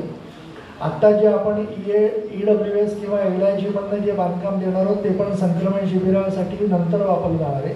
पहिल्यांदा काही भाग आपल्याला संक्रमण शिबिरांसाठी म्हणून वापरता येईल. आपल्याकडे BSUP मधल्या सदनिका आता उपलब्ध आहेत. जवळजवळ 4,4,500 सदनिका आपल्याकडे उपलब्ध आहेत कल्याण डोंबिवली महानगरपालिकेकडे. त्यामुळे तसं काही प्रॉब्लेम येणार नाही. फक्त त्याच एरियात तात्पुरता पुनर्वसन होईल का, म्हणजे ज्याला म्हणतात ना की आता बांधकाम होईपर्यंत मला दुसरीकडे शिफ्टिंग करायचं आहे, तर अगदीच माझ्या शेजारी मिळेल का, तर तसं नाही मिळणार. थोडंसं आपल्याला दूर जाणं गरजेचं आहे, कारण आता जसे घरं अवेलेबल आहेत त्याप्रमाणे आपल्याला जायला लागेल. आपलं बांधकाम रेरा हे कायदा आल्यामुळे ठराविक दिवसामध्ये आपलं बांधकाम पूर्ण होण्याची खात्री शाश्वती निर्माण झाली. त्यामुळे तुम्हाला कन्फर्म माहिती आहे की एका ठराविक दिवसामध्ये आम्ही आमच्या घरांमध्ये परत येणार आहोत. कुठे आम्हाला बेघर केलं जाणार नाही, पण तात्पुरता निवारा तुम्हाला मिळणार आहे. सरांना एक प्रश्न आहे माझा. हॅलो, की तुम्ही बोलात जसं की 4,000 स्क्वेअर फूटच्या आसपास जागा असेल तरच योजना राबवता येईल. मग असं काही सरकारने कन्सेशन दिलं आहे का की 4,000 पेक्षा कमी असेल जागा तर त्याच्यामध्ये त्याच्या जागेवर होऊ शकतं कन्स्ट्रक्शन? 4,000 स्क्वेअर फूट नाही आहे, 4,000 स्क्वेअर मीटर आहे. म्हणजे करेक्ट करतो मी तुम्हाला, थोडंसं दुरुस्त करतो. 4,000 स्क्वेअर मीटर म्हणजे 40,000 फूट ही त्याची गणित आहे, पहिली गोष्ट. आता राहिला प्रश्न कंजस्टेड एरिया. प्रत्येक नकाशावरती माझ्याकडे माझे सहकारी विवेक कानडे त्यांच्याकडे ते नकाशे आहेत, मी तुम्हाला दाखवू शकतो. ते नकाशावरती कंजस्टेड एरिया प्रत्येक गावातला हा दाखवलेला दर्शवलेला आहे. त्यामुळे त्या कंजस्टेड एरिया नकाशावरती दाखवलेल्या क्षेत्रामध्ये 4,000 मीटर आणि त्याच्या बाहेर 10,000 मीटर मिनिमम रिक्वायरमेंट. त्याच्याहून जर कधी कमी असेल तर महापालिकेच्या आयुक्तांच्या हाय पॉवर कमिटीला HPS त्याला म्हणतात, या कमिटीला ते अधिकार आहेत की ते कमी जास्त ही शिथिलता प्रदान करू शकतात. पण ही एक्सेप्शनल केस आहे, प्रत्येक केसमध्ये असं होईल असं नाही. अजून एक प्रश्न होता. आता एवढं सगळं व्याख्यान झालं, आता आमच्या एवढं लक्षात राहणार नाही की कोणाला कधी काय भेटायचं. याच्या माहितीच्या अधिकारानुसार आम्हाला कुठे अर्ज करून वगैरे याची कॉपी वगैरे मिळू शकते या क्लस्टरची, आणि ती कुठे भेटेल आम्हाला? क्लस्टर ही योजना ज्या DC रूल्सचा एक भाग आहे, त्याची एकंदर पानांची संख्या 397. त्यामुळे प्रत्येकाला हार्ड कॉपी देणं किंवा झेरॉक्स कॉपी देणं हे काही सहज शक्य नाही आहे. पण PDF कॉपी माझ्याकडे आहे, उमेशजींकडेही आहेत. मी अनेक जणांना PDF कॉपी आमच्या पाठवलेल्या आहेत. ज्यांना शक्य असेल त्यांनी त्यांच्याकडनं PDF कॉपी घ्या, म्हणजे तुम्हाला रेफरन्ससाठी मिळेल, त्याचं नोटिफिकेशन मिळेल. काही म्हणजे 10 पानांचं एक नोटिफिकेशन आहे, अधिसूचना आहे की क्लस्टर योजना मंजूर झाली का, तर क्लस्टर योजना मंजूर झाली. क्लस्टर योजना ज्या DCRचा एक पार्ट आहे ते DCR मंजूर झाले म्हणजे क्लस्टर योजना मंजूर झाली. 2 डिसेंबर 2020 पासून हे DCR आपल्याकडे लागू झाले. त्यामुळे क्लस्टर योजना सुद्धा त्या दिवसापासून लागू झाली.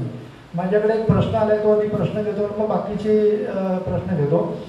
प्रश्न श्री शैलेश म्हणून यांनी विचारले. त्यांनी असं म्हटलं की SRA व क्लस्टर योजनेमध्ये काय फरक आहे? SRA आणि क्लस्टर योजनेमध्ये तांत्रिकदृष्ट्या फारसा फरक नाही आहे. SRA हे स्लम डेव्हलपमेंटसाठी आहे, म्हणजे झोपडपट्टी पुनर्विकासासाठी आहे. आणि क्लस्टर योजना जी आहे त्याच्यामध्ये झोपडपट्टीतला काही भाग येऊ शकतो, पण त्याच्यामध्ये चाळी, धोकादायक झालेल्या इमारती, 30 वर्षापेक्षा जास्त वयोमान असलेले अधिकृत किंवा अनधिकृत बांधकामं याच्यामध्ये कव्हर होतात. हा त्यातला बेसिक फरक आहे. बाकी FSI वगैरे दोन्ही गोष्टी सारख्या आहेत, त्याच्यामध्ये काही फरक नाही आहे. दुसरा त्यांचा प्रश्न आहे की पुन्हा एकदा शेल्टर फंडबद्दल बोलावं. शेल्टर फंड हा आत्ता आपण विचार फारसा करू नये, पण शेल्टर फंड हा तुमचा म्हणजे जो चाळकरी जो ॲक्च्युअली युजर आहे त्यांचा आस्थेचा भाग नाही, किंवा त्याच्यावरती फार लक्ष द्यावा असातला भाग नाही आहे. जे लोक हे क्लस्टर योजना राबवणारे म्हणजे महापालिका प्रशासन असेल किंवा इमारतीचा विकासक असेल या लोकांसाठी तो शेल्टर फंड आहे. त्याचा तुम्हाला फारसा काही फायदा होईल असं नाही आहे, पण कुठे कॉर्पस फंड म्हणजे आम्हाला पैसे नाही आहेत म्हणून आमचा विकास राहतो की काय असं होऊ नये म्हणून शेल्टर फंडची तरतूद केली गेलेली आहे. दुसरी गोष्ट म्हणजे सध्या चाळींचे म्हणजे सोसायटीचं रजिस्ट्रेशन होतं का या बाबतीत माझ्यापेक्षा अमेरिकाकडे जास्त एक्सपर्ट आहेत आणि त्यांनी अनेक चाळींची रजिस्ट्रेशन करून घेतले, सोसायटीचं रजिस्ट्रेशन करून घेतले. त्याबाबत जर कोणाला काही शंका असेल किंवा काही अडचण असेल तर तुम्ही त्यांना कार्यक्रमाच्या नंतर भेटू शकता आणि त्यांच्याकडनं शंका निरसन करून घेऊ शकता. त्यांचा नंबरही शेअर करतील, त्यांच्या ऑफिसला तुम्ही भेट देऊ शकता, त्याच्यातनं तुम्हाला मार्ग मिळेल.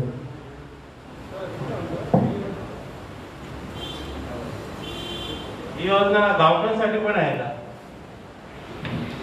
प्रत्येक गावच्या गावठांसाठी प्रत्येक गावच्या मी शब्दप्रयोग अत्यंत काळजीपूर्वक करतोय.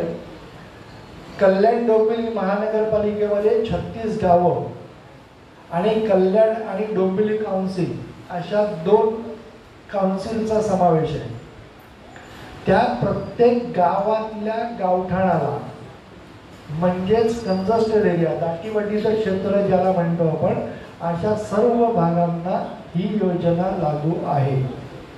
कल्याण डोंबिवली महानगरपालिकेमध्ये समाविष्ट असलेले 1-1 इंच यामुळे डेव्हलप होऊ शकतो जर कधी आपण पॉझिटिव्ह ॲटिट्यूड ठेवला तर. आणि समजा इमारत 20 वर्षाच्या पुढची असेल तर तिला काय म्हणजे 30 वर्षामध्ये 4 FSI आहे तर 20 वर्षानंतर काय 2 FSI वगैरे भेटेल का? FSI आता वाढत नाहीये. FSI वाढवण्याच्या योजना फार आखल्या गेल्या पण FSI काय फार वाढत नाही. आत्ताच्या नवीन DC रूल्स प्रमाणे 18 मीटर रस्ता असेल तर किती, 9 मीटर रस्ता असेल तर किती याचे काही निकष आहेत ते DCR तुम्हाला मी पाठवेन, त्याप्रमाणे तुम्ही अभ्यास करू शकाल. त्याच्यामध्ये FSI काय वाढत नाहीये. एखादी इमारत जर कधी 20 वर्ष जुनी आहे पण ती मोडकळीला आली, ती धोकादायक झाली तर त्याची डेव्हलपमेंट घेऊ शकतो का? निकष तर 30 वर्षाचा आहे, मग असं होऊ शकतं का?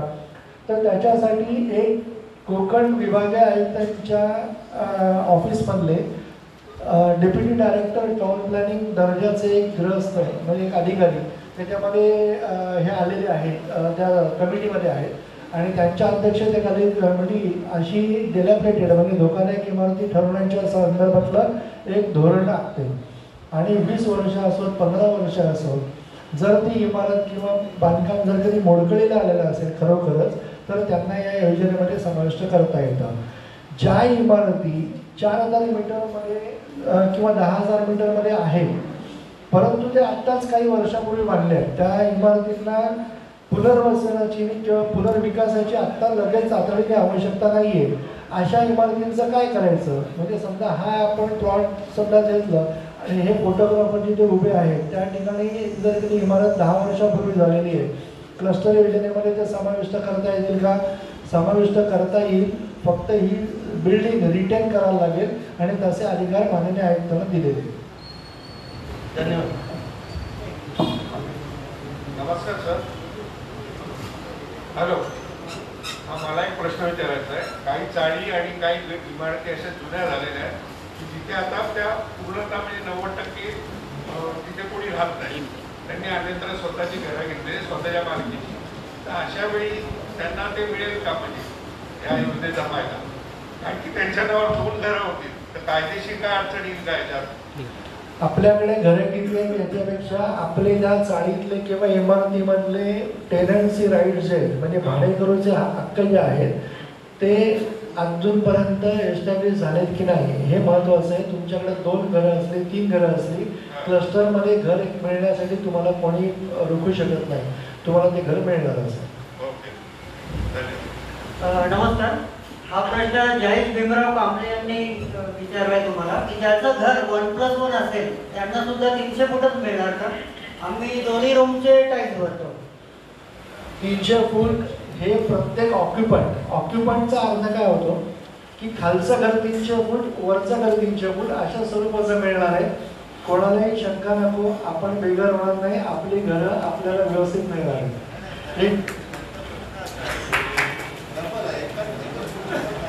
नमस्कार. जेवढं तुमच्याकडे आता क्षेत्र तुम्ही वापरता ते 1 युनिटच्या ऐवजी 2 युनिट पकडली तर आपल्याला तसं दोन्ही घरं 300 फुटाची घेता येतात, काही हरकत नाही. आता मी जरा लेखी स्वरूपात प्रश्न आहेत ते जरा ती घेतो, नंतर मग आपण पुढच्या प्रश्नांकडे वळू. एक म्हणजे क्लिअर टायटल असलेल्या सोसायट्या किंवा पुनर्विकास होऊ घातलेल्या चाळींचा एकत्रित विकास करता येऊ शकतो काय? अहो, क्लस्टर योजना ही एकत्रित विकास योजना म्हणूनच आलेली आहे. एकत्रित विकास करता येईल का नाही, एकत्रित विकास होऊ शकेल म्हणूनच त्याला क्लस्टरमध्ये समाविष्ट केले. त्याचं नावच ते आहे. क्लस्टर योजना ही एकत्रित विकास, समूह विकास योजना म्हणतात त्याला. मराठीमध्ये याचं नाव समूह विकास योजना असे.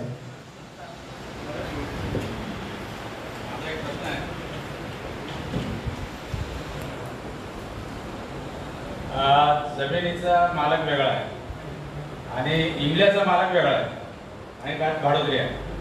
मग अशा वेळेस काय करता येऊ शकेल? आणि दुसरा विषय असा आहे की एक कल्याणमधली केस आली होती माझ्याकडे. तपसी पांडेचा जो एरिया आहे गुरुजा हॉटेलच्या पाठीमागे, ते इमारत तोडली महापालिकेने धोकादायक म्हणून. आज जवळजवळ 5-6 वर्षाचे लोक फिरत आहेत, 25 ते 30 लोक आहेत. त्यांचा एक विषय आहे.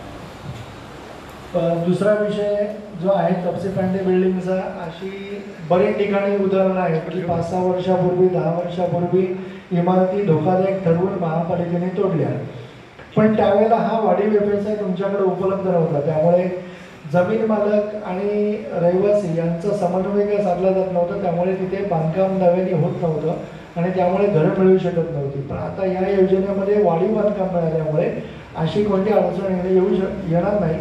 आपल्याला ते पुनर्विकास त्याच्यामध्ये त्यांना अकोमोडेट करता येईल, चालेल त्या रूम मालकांना, आणि त्यांचा पुनर्विकास होईल अशी आशा आहे. आता कोणी अध्यात्मक भूमिका जर काही अडवून ठेवायचं ठरवलं तर मग नाही असेल. तर झोपलेला जागा करता येईल, नाटक करणाऱ्या जागा नाही करता येईल. मोठा प्रश्न आहे. कल्याण पूर्वातील देवप्रभा क्षेत्रामध्ये नव्याने जी वसाहत झालेली गेल्या 30 वर्षापूर्वी विठ्ठलवाडी बस डेपोच्या मागील भागात, तर त्या ठिकाणी पूड कायदा, गुरचरण अशा ठिकाणी अनाधिकृत बांधकामं झालेली आहेत. ती चाळीच्या बांधकामाच्या घरपट्टी टॅक्स पावतीवर आज देखील अनाधिकृत बांधकाम कारवाईस बाधा न येता असा शिक्का आजही तिथे येतोय. अशा परिस्थितीमध्ये त्या ठिकाणी बऱ्याचशा चाळीच्या सोसायटी नोंदणीकृत झालेल्या नाहीयेत. तर त्यांना या क्लस्टरच्या याच्यातून कसं काय त्यांना बिल्डरशिप किंवा जागे मालकाची सातबारा देखील वेगळ्या नावाने आहे, त्यांच्याकडे सातबारा अजून सुपूर्द झालेला नाही सोसायट्या नसल्यामुळे. अशा परिस्थितीमध्ये त्या कल्याण पूर्वच्या विभागाने काय करावं त्याबद्दल मार्गदर्शन मिळालं सांगायचं. क्लस्टर योजनेमध्ये समावेश होऊ शकणार नाही अशी एकमेव गोष्ट आहे ती म्हणजे वन जमिनी ज्यांच्या असतील त्यांच्यावरची बांधकामं क्लस्टर योजनेमध्ये समाविष्ट करता येणार नाही. गुरुचरण जर कधी असेल आणि ते खाजगी मालकीचं असेल तर मात्र त्याच्यावरती क्लस्टर योजना राबवता येईल. जमीन मालक, त्याच्यानंतर मग चाळ बांधणारा दुसरा आणि ॲक्च्युली वापरणारा तिसरा, असं जरी चित्र असलं जसं रामटेके साहेबांनी विचारलं होतं, तर त्यांना या योजनेचा लाभ घेता येईल का? आता तिन्ही फॅक्टर्सना आपण त्याच्यामध्ये समाधान करू शकतो. त्यामुळे या योजनेमध्ये त्यांना समाविष्ट करता येईल. मला वाटतं आता ज्यांनी प्रश्न विचारला त्यांना त्यांचं उत्तर मिळालं. अजून काही प्रश्न असेल, त्यांचा उपप्रश्न असेल तर विचार मी त्याचं उत्तर देईल. हॅलो,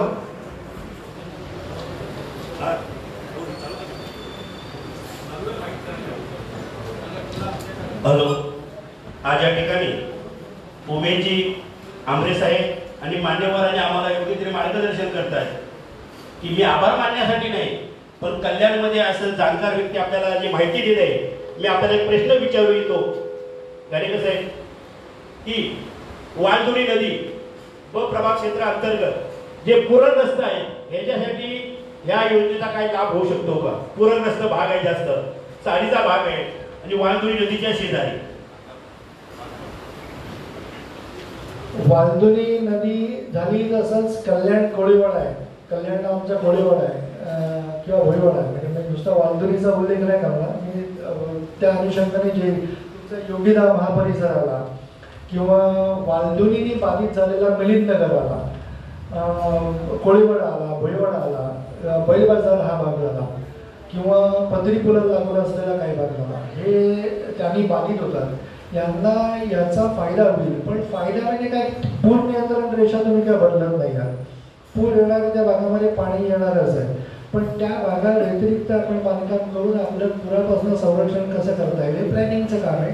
आत्तापर्यंत झालेला चाळींचा विकास जो आहे तो अनप्लॅन डेव्हलपमेंट, त्याला नियोजन शून्य असा विकास झाल्यामुळे हे सगळे प्रश्न निर्माण झाले होते. आता जो विकास होईल क्लस्टरमध्ये FSI वाढणारे काही चॅलेंजेस आहेत, काही नवीन प्रश्न निर्माण होणार आहे, जसा पाणी पुरवठा आहे, ड्रेनेजची सिस्टीम आहे, ट्रॅफिकची सिस्टीम आहे किंवा रेल्वेवरती पडणारा ताण आहे. तर ह्या सगळ्या गोष्टींचा विचार आपल्याला नंतर करायला लागणार आहे. पण आत्ता आपण असं म्हणू शकू की ज्या पूर रेषेमध्ये ज्या बांधकामं आहेत त्यांचा या विकासाचा फायदा होईल.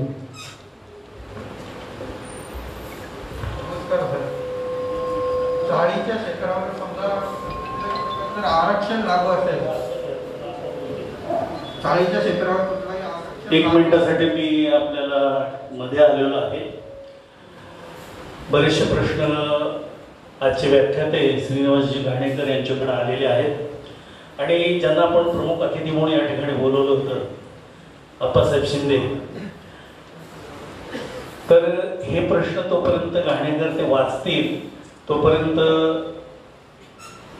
अप्पासाहेबांना मी विनंती करणार आहे, म्हणजे अप्पासाहेबांनी हेच प्रश्न, म्हणजे या व्यासपीठावर असलेली ही दोन्ही मंडळी ही कल्याणकरांच्या हितासाठी, म्हणजे घाणेकर हे बाहेर जरी असले तरी विधानसभेमध्ये गेली 6 वर्ष सातत्यानं अप्पांनी तारांकित प्रश्न केले, त्याचप्रमाणे 93 सूचना मांडल्या आणि त्यामध्ये स्मार्ट सिटीपेक्षा क्लस्टर योजना जर लागू झाली तर ती या शहराच्या विकासासाठी कशा पद्धतीनं फायदेशीर ठरणार आहे.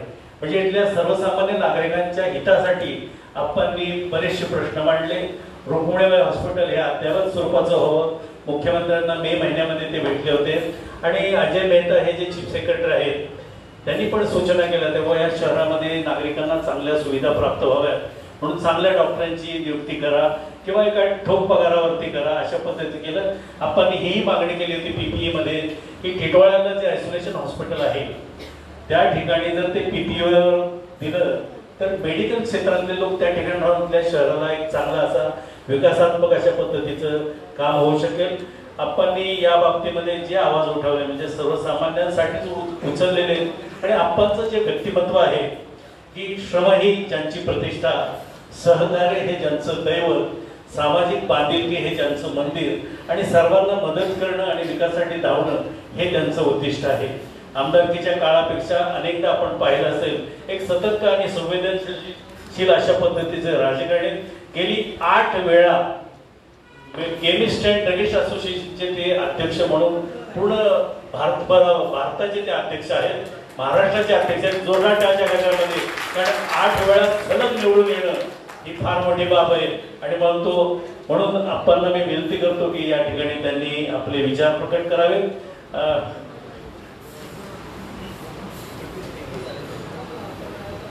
चाळींचा पुनर्विकास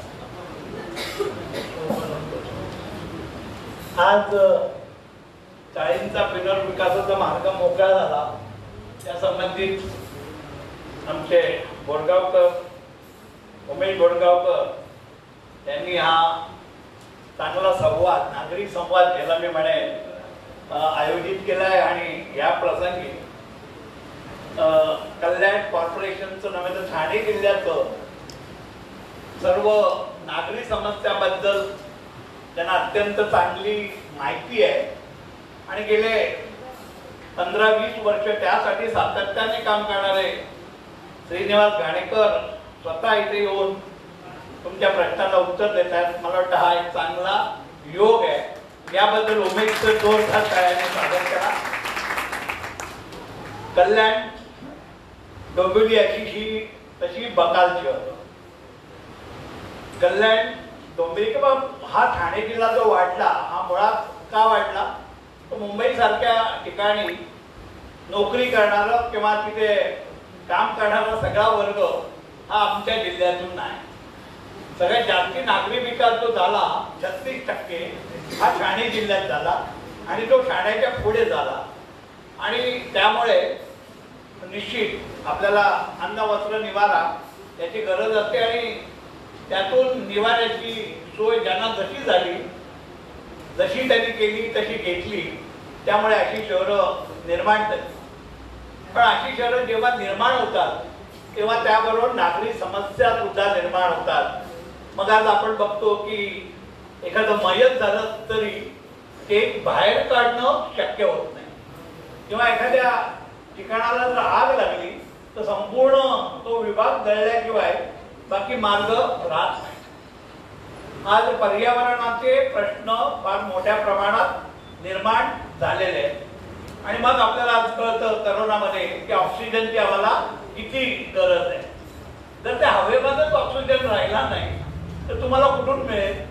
आणि मग ती लेवल जेव्हा खाली जाते तेव्हा आज आपण बघतो करोनामध्ये ऑक्सिजनची बेड निर्माण करावे लागलेले ह्या सगळ्या प्रश्न निर्माण करतात. एक लक्षात ठेवा, निसर्ग हा निसर्ग आहे आणि निसर्गामध्ये ज्या वेळेला कारण ही पृथ्वी हे प्लॅनेट जेव्हा बनलं तेव्हा जो कोणी यांनी निर्माण केलंय तो सुद्धा एक संगणक होता, म्हणजे कॉम्प्युटराइज तज्ञ होता आणि त्यांनी त्यानुसार सगळ्या गोष्टी इथे निर्माण केल्या.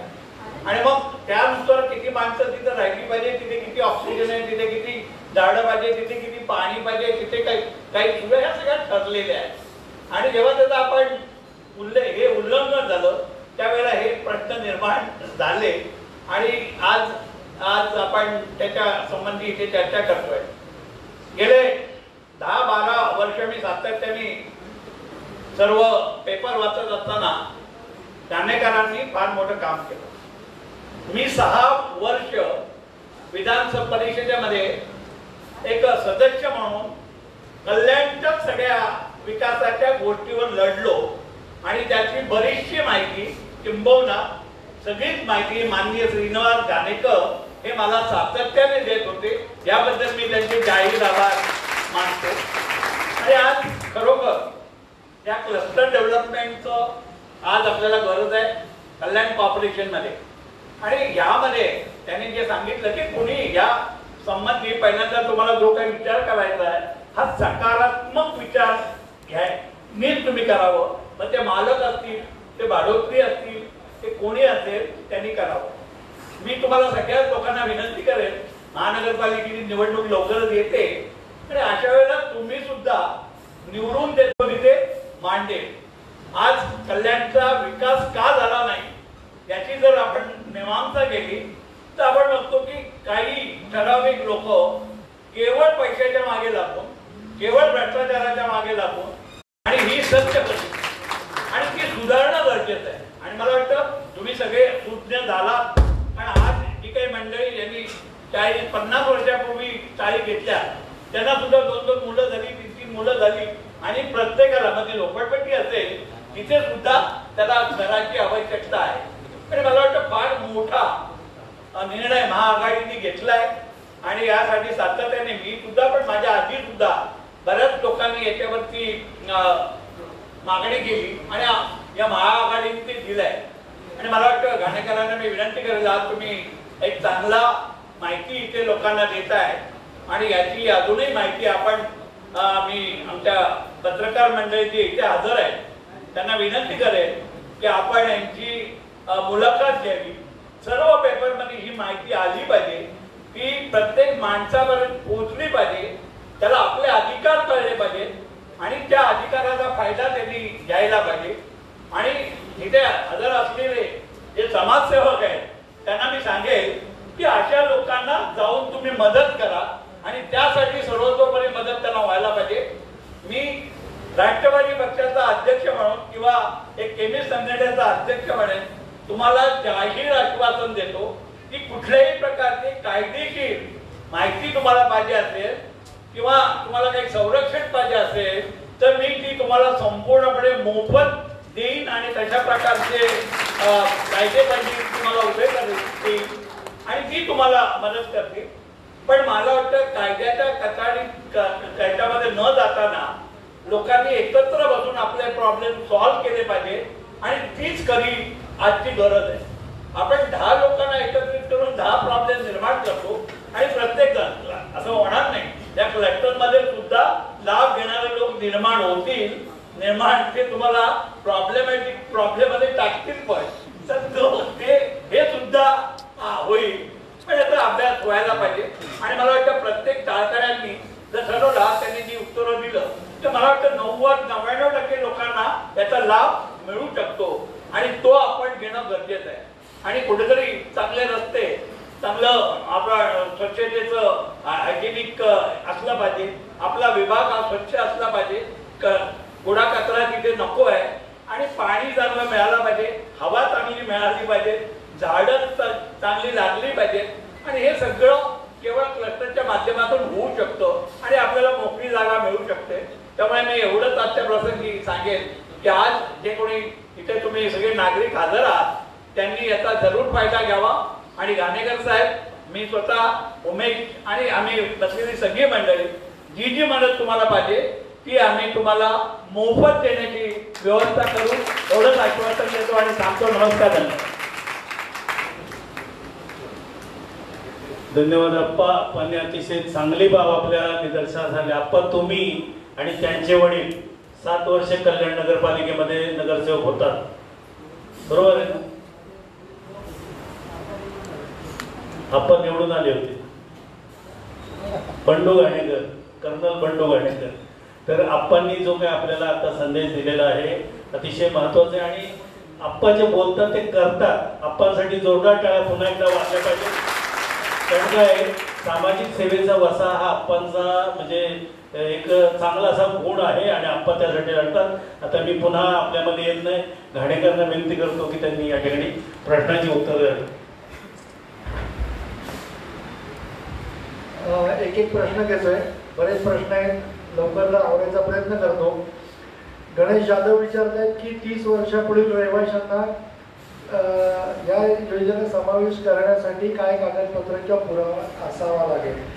पहिली गोष्ट म्हणजे तुमची टॅक्सची पावती, तुमचे रेशन कार्ड, आधार कार्ड, तुम्ही राहत असलेल्या जागेचा जो काही पुरावा असेल, इलेक्शन यादीमध्ये तुमचं नाव असेल तर ते आधीचं आहे, या सगळ्या गोष्टींचा समावेश या पुराव्यांमध्ये होतो. दुसरा प्रश्न आहे की अनधिकृत जमिनीमध्ये चाळ बांधून ज्या लोकांनी बिल्डरने विकले अशा जागेमध्ये 25-30 वर्ष लोक राहत आहेत, त्यांना क्लस्टर योजनेचा लाभ होऊ शकेल का? मुळामध्ये क्लस्टर योजना याच कारणासाठी, याच हेतूने आणलेली आहे की अनधिकृत बांधकामांमध्ये 25, 30, 40, 50 वर्ष सुद्धा काही लोक राहत आहेत. या लोकांना पुनर्विकास होत नव्हता, त्यांचा समावेश कोणत्या योजनेत होत नव्हता, त्यांचा समावेश या योजनेमध्ये होऊ शकावा म्हणून ही योजना आणलेली आहे शासनाने. त्यामुळे त्यांचा विचार याच्यात नक्की होणार. दुसरे शैलेश वामन केळकर विचारत आहेत मला की क्लस्टर डेव्हलपमेंट योजनेचा लाभ घेण्याची प्रोसिजर काय आहे. प्रस्ताव दाखल करताना महापालिकेकडे जमीन मालक आणि ॲक्च्युअल ऑक्युपंट जे आहेत, आता वापरकर्ते जे आहेत, त्यांनी एकत्र जमीन मालकांसकट तो प्रस्ताव महापालिकेकडे दाखल करणं, महापालिका प्रशासनाने त्याची वैधता तपासणं आणि शासनाकडे त्याची मंजुरीसाठी पाठवणं अशी त्यांची प्रोसिजर असेल. 12 ते 15 वर्ष झालेल्या सोसायट्यांना क्लस्टरचा लाभ घेता येईल का असं केशव कोकणे विचारत आहेत. एक्सेप्शनल केसमध्ये महापालिका आयुक्त 30 वर्षाच्या मुदतीला शिथिलता देऊ शकतात, पण प्रत्येक वेळेला शक्य होईल असं नाही आहे. खोटी आश्वासनं कोणी दिली तर त्याला तुम्ही भुलू नका. 15-20 वर्ष जुन्या इमारतींना हे लागू होईलच याची शाश्वती आज तरी देता येणार नाही. 8 खोल्यांची बंदी चाळ बांधून 30 वर्ष झाली पण सोसायटी झाली नाही. आम्ही क्लस्टर योजना कशी राबवू शकतो, कृपया मार्गदर्शन करा. सोसायटी होणं आणि क्लस्टर योजनेमध्ये समावेश होणं या दोन्ही भिन्न गोष्टी आहेत. सोसायटी झाली तरच फक्त क्लस्टर योजनेचा लाभ घेता येईल असं नाही आहे. ज्यांच्या सोसायटीत झालेल्या नाही आहेत परंतु ज्यांना क्लस्टर योजना त्या निकषात तेवढा एरिया त्यांच्याकडे आहे अशा लोकांना क्लस्टर योजनेचा लाभ घेता येईल.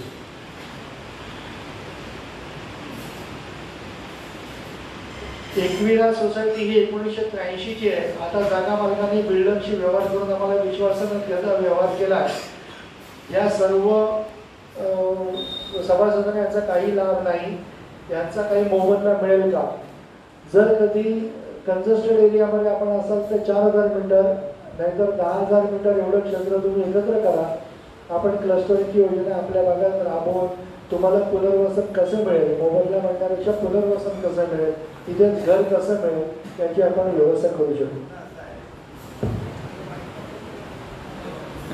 एक प्रश्न असा आहे की सोसायटी आहे, चाळ आहे, म्हणजे चाळ म्हणजे सोसायटी आहे, तरी त्याच्या जमिनीची परस्पर विक्री खरेदी आता चालू आहे.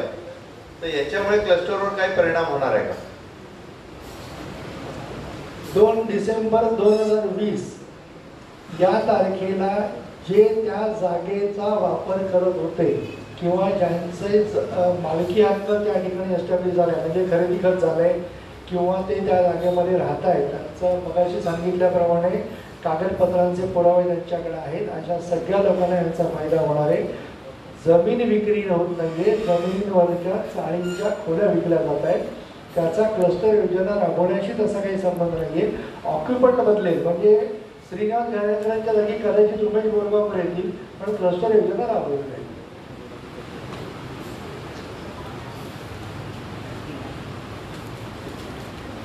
मूळ जागा मालक हे राम मंदिर ट्रस्ट आहे. त्यांनी जागा मंदिराला उत्पन्न मिळावे म्हणून भाड्याने दिल्या. आता अनधिकृत चाळीमध्ये 28 वर्षापासून आम्ही रहिवासी आहोत. आम्हाला याचा लाभ मिळेल का? राम मंदिर ट्रस्ट हा एक खूप मोठा ज्वलंत प्रश्न आहे आपल्या इथे आपल्या भागामध्ये. पण या सगळ्या बांधकामांना हे संरक्षण मिळेल. ट्रस्टच्या जागेवरती सुद्धा क्लस्टर योजना राबवू शकतो. उलट ते जास्ती सोयीचं होईल, कारण ट्रस्टकडे स्वतःचा काही पैसाही आहे आणि काही मोकळ्या जागाही आहेत, जेणेकरून आपल्याला पुनर्वसनासाठी ज्या इमारती बांधायच्या, संक्रमण शिबिरं बांधायचे, त्यासाठी जागा उपलब्ध होऊ शकेल. त्याचं उत्तर हो असं आहे. आपल्याला त्याचा चांगल्या पद्धतीने लाभ घेता येईल.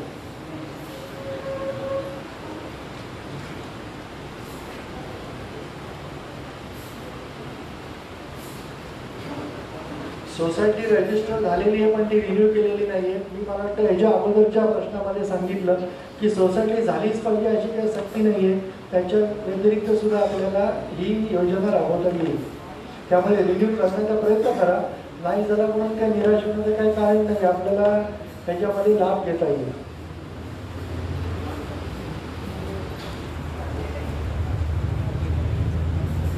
क्लस्टर योजनेमध्ये जमिनीचा मूळ मालक, रहिवासी किंवा विकासक यांना एकत्र कसे आणता येईल हा मूळ प्रश्न आहे आणि तो खरा जास्ती जटिल प्रश्न आहे. पण आमच्यासारखे सामाजिक कार्यकर्ते याच्यामध्ये जर कधी पुढाकार घेतील तर या गोष्टींचा निपटारा होईल. जमीन मालक आणि चाळ मालक यांच्यात जे वाद आहेत ते मिटवण्यासाठी आपण कुठेतरी पुढाकार घेऊ आणि हे वाद मिटवून नंतर विकासाकडे आपल्याला जाता येईल याची आपण व्यवस्था करू शकू. त्यामुळे काळजी करण्याचं काही कारण नाही आहे. कन्व्हेन्स डीड जर कधी झाला नसेल, म्हणजे जमिनीची मालकी जर कधी चाळेवाल्यांच्या नावावर झाली नसेल तर त्याचं काय? कन्व्हेन्स डीड आणि क्लस्टर योजना यांचा तसा काही संबंध नाही आहे. कन्व्हेन्स डीड ही वेगळी प्रोसिजर आहे. ते वेगळ्या डिपार्टमेंटकडे म्हणजे रेव्हेन्यू डिपार्टमेंटकडे ते काम आहे आणि क्लस्टर योजना ही महापालिका आणि नगर विकास विभाग यांच्याकडे आहे. दोन्ही गोष्टी सायमल्टेनियसली एकाच वेळेला चालू शकतात, काही अडचण येत नाही.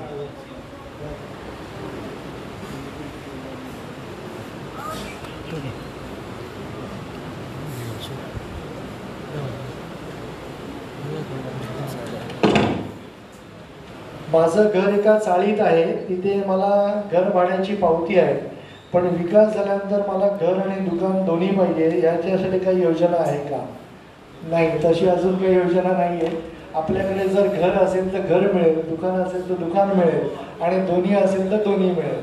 पण एकच असताना दोन्ही मिळणार नाही. कृपया त्या आशेवरती राहू नये. हॅलो सर, गाणे सर, मी विजयवरती कांबळे. मी 35 वर्ष झाले एका जागी राहतोय. ती येत आणि त्या प्रत्येकाने जागा विकत घेऊन ग्रामपंचायतची परमिशन घेऊन नंतर मग जी परमिशन असते ती सुद्धा घेतलेली आणि त्याच्यानंतर मग घरं बांधलेली आहेत. तर तिथे जमीन मालकाची गरज आहे का? कल्याण डोंबिवली महानगरपालिकेमध्ये तुम्ही समाविष्ट आहात का बाहेर आहात? कल्याणमध्येच आहे. एरिया कोणता आहे? नवीन चिकनगर. तुम्हाला माहिती म्हणून सांगतो, सर्वांच्या थोड्याशा कल्पनांना धक्का पोचेल. मुळामध्ये कोणत्याही ग्रामपंचायतीला घर बांधणीचे परवानगी देण्याचे अधिकार नसतात. त्यामुळे आता जर कोणी सांगत असेल की ग्रामपंचायतनी मला परमिशन दिली, तर ती परमिशन दिलेली आहे पण ती बेकायदेशीर आहे. त्याचं 100 वर्ष झाली असून देत, जी बेकायदेशीर गोष्ट आहे ती बेकायदेशीर ठरेल. पण तुम्हाला क्लस्टर योजनेमध्ये समावेश तुमचा करता येईल. तुम्ही बांधकाम परवानगी म्हणजे ग्रामपंचायतीने दिली का की नाही दिली या खोलात न शिरता क्लस्टर योजनेचा लाभ घ्या तुम्ही. श्रीनिवासजी, 25 वर्षापूर्वीच्या चाळी आहेत. त्याच्या जागा मालकानं त्या चाळीचा व्यवहार एका बिल्डरशी केलाय. मात्र ते चाळकरी जे सगळे इमल्याचे मालक ते तहसीलच्या ज्या पावत्या आहेत त्या हस्ते भरतात. तर त्या इमला मालकाने त्याचा किती लाभ होऊ शकतो जर त्याने विक्री केली असेल तर? मुळामध्ये जमीन विकली, इमले काय विकलेलं नाहीये. आतापर्यंत जमीन विकली, जमिनी का डेव्हलप झाल्या नाहीत, परत का डेव्हलप झाल्या नाहीत? पूर्वी चाळी झाल्या पण त्याला FSI मिळत नव्हता. जो FSI मिळत होता तो त्यांनी वापरून झालेला आहे. आता क्लस्टर योजनेमध्ये काय झालं की तुम्हाला 4 पट जास्त FSI मिळाला. त्यामुळे जमीन मालकाने जरी इमला तुम्हाला विकला असला आणि त्याची जमिनीची मालकी त्यांनी दुसऱ्या कोणाला आता नव्याने विकलेली असेल तरी त्यांना रिडेव्हलपमेंटमध्ये एकत्र येऊन हे काम करता येतं.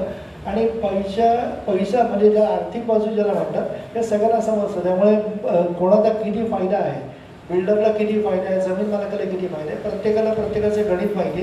थोड्याफार फरकाने हे डेव्हलपमेंट होऊ शकेल. अडचणी इमला मालकाचे हक्क अबाधित राहतील का? इमला मालकाचे मी पहिल्यांदा आपण नव्हतात त्यावेळेला मला वाटतं क्लस्टर योजनेमध्ये जे वापरकर्ते आहेत त्यांना कोणत्याही परिस्थितीमध्ये बेघर करण्याची तरतूद नाही. प्रत्येकाला तिथे पुनर्वसन हे मिळणारच. अधिकृत असो किंवा अनधिकृत असो त्या प्रत्येकाला हे पुनर्वसन मिळणारच. फुकट घरं मिळणार, फुकट घरं मिळणार ना काय महत्वाचं आहे. धन्यवाद.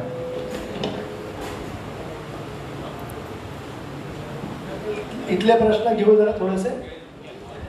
सोसायटीला मेन रोड पासून असणाऱ्या अप्रोच रोडवर दुसरा व्यक्ती हक्क सांगत असेल त्यामुळे सोसायटीचा विकास होत नाही. आजच्या व्याख्यानाचा हा विषय नाही आहे त्यामुळे याच्यावरती जरा सविस्तर बोलावं लागेल आणि जागेचे कागदपत्र तपासल्यानंतर आपण त्याच्यावरती जास्ती बोलता येईल. बेतुलकरपाडा विभागात बहुसंख्य चाळी 40 ते 50 वर्ष जुन्या आहेत आणि तिथे 100% लोक भाडेकरू आहेत. काही लोक जो दुसरीकडे राहतात त्यांच्या खोल्या पडलेल्या आहेत. काही ठिकाणी भाडे देणे किंवा घेणे बंद आहे. अशा स्थितीमध्ये काय करता येईल? याच समस्यांना ॲड्रेस करण्यासाठी तर क्लस्टर योजना आणली आपण. त्यामुळे क्लस्टर योजनेमध्ये तुम्ही समाविष्ट करून तेवढं क्षेत्र एकत्र करा आणि त्याचा लाभ घेऊ शकाल. भाडेकरू आहात का मालक आहात हा भागच नाही. जो तिथे राहतो त्याला मालकी हक्काचं घर देण्याची तरतूद क्लस्टर योजनेमध्ये समाविष्ट आहे. ती मोफत द्यायची आहे. ही महत्वाची बाब आहे. आतापर्यंत प्रत्येक बिल्डरने तुम्हाला सांगितलं असेल की बांधकामाचा खर्च द्यायला लागेल किंवा काही करावं लागेल. या योजनेमध्ये कोणताही खर्च करण्याची तरतूद नाही.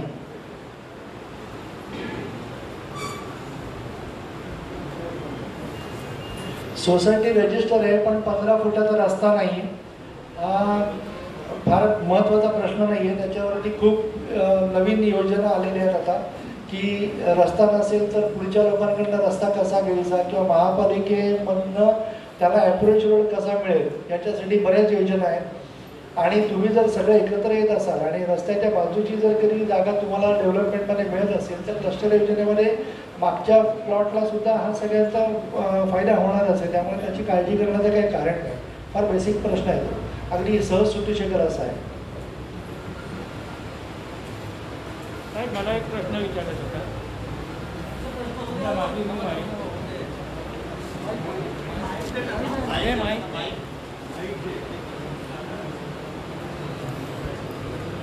धरू का?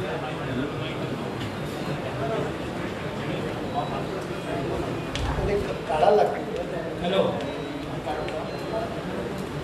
साहेब, समजा माझी रूम आहे आणि एक 11 महिन्याच्या ॲग्रीमेंटवर 1-2 वर्ष मी त्याला दिली, तर ती जे दिल्याच्या नंतर त्याचा फायदा तो काही उचलू शकणार नाही किंवा आम्हाला होईल नाही, ती तुम्ही तात्पुरती भाड्याने दिलेली होती म्हणून मालकी रूमची तुमचीच असल्यामुळे त्याचा फायदा तुम्हाला मिळणार आहे. तुमची मुलं संपली की त्यांचं घर रिकामं करून तुमच्या ताब्यात ठेवणं त्याच्यावरचा उपाय आहे. तुम्ही नव्याने परत काही प्रॉब्लेम क्रिएट करू नका, म्हणजे त्यांनाच परत वाढवून द्यायचं, मग त्यांचं टेनंटचे काही सस्टेनेज झाले आणि नंतर मग त्यांनी क्लेम केला, असं होऊ नये. म्हणून त्यांची मुदत संपली की त्यांना रिकामं करा आणि तुमच्या ताब्यात ठेवा. म्हणजे 3 वर्षासाठी देऊ शकतो आपण 11 महिन्याने. लीज तुमचं जे असतं म्हणजे लिव्ह लायसन जे असतं ते 3 वर्ष 5 वर्ष 11 महिने असं या मुदतीसाठी देता येतं. त्यामुळे तेवढी मुदत संपली की लगेचच्या लगेच विचार करतो. आणि ह्याला किती साधारण कालावधी हे होण्यासाठी? तुमच्या मालकांवरती आणि चाळीच्या लोकांवरती अवलंबून आहे. शासनाचं किंवा प्रशासनाचे त्यात रोल नाही आहे. तुम्ही किती लवकर याच्यामध्ये इनिशिएटिव्ह घेताय की आमची योजना राबवावी, आमची योजना मंजूर व्हावी, म्हणून तुम्ही किती लवकर प्रयत्न करताय याला जास्त महत्त्व आहे. तुम्ही असं म्हणू शकत नाही की प्रशासन काही करत नाही. आपला इनिशिएटिव्ह त्याच्यामध्ये महत्त्वाचा आहे. ज्यांचे घर 1+1चं असेल त्यांना सुद्धा 300 फूट जागेचं लाभ मिळणार का? आता याच्यामध्ये वेगवेगळे पैलू आहेत. जर कधी 1+1 पण माझ्याकडे 120 स्क्वेअर फूट खाली आणि 120 स्क्वेअर फूट वरती असेल, टोटल झाले किती 240 स्क्वेअर फूट झाले, त्याला 300 फुटाचं घर मिळेल. पण जर कधी 2 टॅक्स वेगळे लागले असतील, 2 कुटुंब वेगळे राहत असतील, तर 120 स्क्वेअर फुटाला 300 फुटाचं आणि दुसऱ्या 120 फुटाला 300 फुटाचं असं घर मिळेल.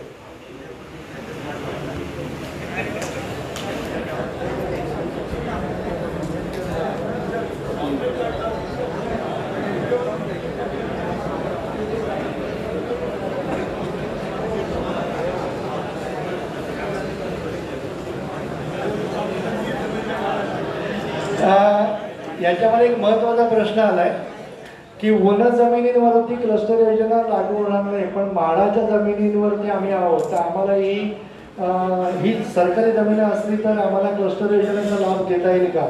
म्हाडाच्या जमिनीवरती क्लस्टर योजना राबवण्यासाठी वेगळी नियमावली आली आहे, थोडीशी वेगळी आहे, जास्ती नाही आहे, पण त्याच्यावरती सुद्धा क्लस्टरची योजना राबवता येऊ शकेल. जशी इतर जमीन मालकांच्या योजना आहेत तशीच क्लस्टरची योजना म्हाडाच्या जागेवरती सुद्धा राबवता येईल.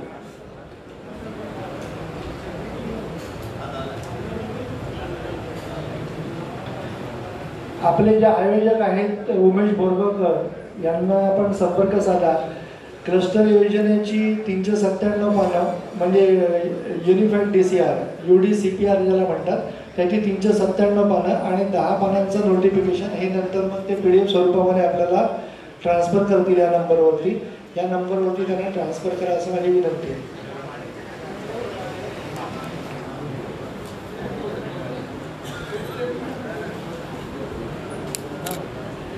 म्हाडाच्या EWS 40 क्लस्टर योजना लागू आहे का? आहे. आत्ताच मी त्याचं उत्तर दिले, त्यामुळे तो प्रश्नाचा परत घेत नाही. रिडेव्हलपमेंट करण्यासाठी क्लस्टरमध्ये किती फूट जागा लागत आहे हे झालेले प्रश्न आहेत. त्यामुळे तुमची जागा आता वापरता किती याचं महत्त्व नाही आहे. तुम्हाला 300 फूट मिळणार एवढं लक्षात ठेवायचं.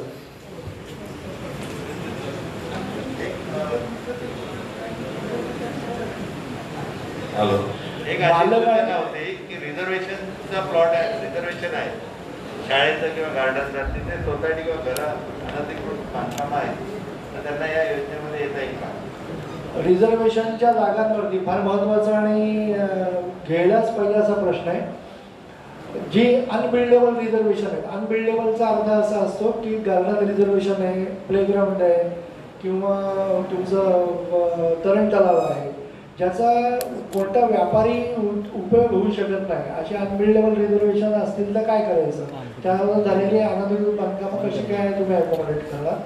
तर क्लस्टर योजनेसाठीचा जो एरिया आहे तो 10,000 स्क्वेअर मीटर किंवा 4,000 स्क्वेअर मीटर एवढा आहे आणि त्याच्यामध्ये 500 किंवा 700 मीटरचं जर कधी रिझर्वेशन असेल तर त्याला अकोमोडेट करून म्हणजे त्यातल्या लोकांना अकोमोडेट करून सुद्धा ते रिझर्वेशन डेव्हलप होऊ शकतं.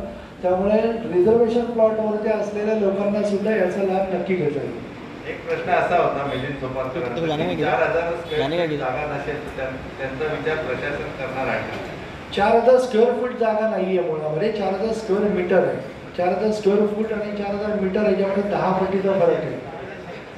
4,000 मीटर जर जागा नसेल तर एक्सेप्शनल केस, मगाशी मी सांगितलं, एक्सेप्शनल केसमध्ये हाय पॉवर कमिटीला ती अधिकार दिलेत की त्यांना रिलॅक्सेशन देऊ शकतात, शिथिलता देऊ शकतात, पण प्रत्येक क्लस्टरमध्ये हे शक्य होईल असं नाही आहे. मालक आणि भाडेकरूमध्ये संगनमत होत नसेल तर भाडेकरू महानगरपालिकेकडून बांधकामाची परवानगी मिळवू शकतो का? सगळ्यांनी एकत्र आलं आणि एरिया अनुक्रमे 4,000 मीटर किंवा 10,000 मीटर एवढा जर कधी झाला आणि तुम्ही महापालिकेला रहिवाशांनी एकत्रित जर कधी एक प्रस्ताव दिलात की आमचे जमीन मालक प्रस्तावाला मान्यता देत नाहीयेत, आम्हाला तुम्ही परवानगी द्या, तर जमीन मालकाशी महापालिका प्रशासन चर्चा करेल आणि नंतर मग जागा ॲक्वायर करेल आणि तुमची योजना कार्यान्वित होईल. त्यामुळे काळजीचं कोणतं कारण नाही आहे. धनेकर साहेब इकडे इकडे.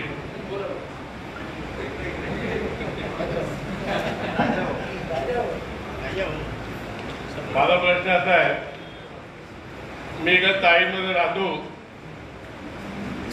आज 40-50 वर्ष झाले मला.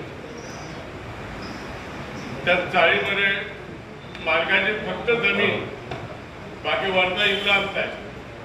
लाईट असो, भिंत असो, पाणी असो, संडास असो, ते आमचं आहे. मालकाचा काही संबंध नाही. परंतु आता अशी परिस्थिती आहे की त्या जागेला चाळी 11 रूमच्या 3 चाळी आहेत, त्याच्यामध्ये 6 मालक आहेत आणि त्या 6 मालकांमध्ये एकही होत नाही. 2 तयार होतात तर बाकी 2 तयार होत नाही. कधी लोक तयार होत नाहीत तर कधी ते तयार होत नाही. अशा प्रकारामध्ये हे बरेच वर्ष आमचं प्रकरण लटकलंय. तुम्ही म्हणतात त्याप्रमाणे योजनांचा लाभ आम्हाला मिळू शकतो.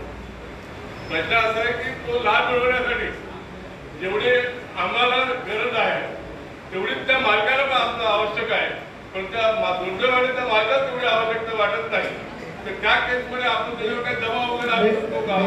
थोडक्यात ह्याच्या अगोदर उत्तर दिलं गेले, पण परत देतो एकदा की जागा मालक आणि आत्ताचे वापरकर्ते यांच्यामध्ये एकमत होत नाही किंवा 6 मालक आहेत 11 रूमचे आणि त्यांच्यामध्ये एकमत होत नाही, तर काय करता येईल?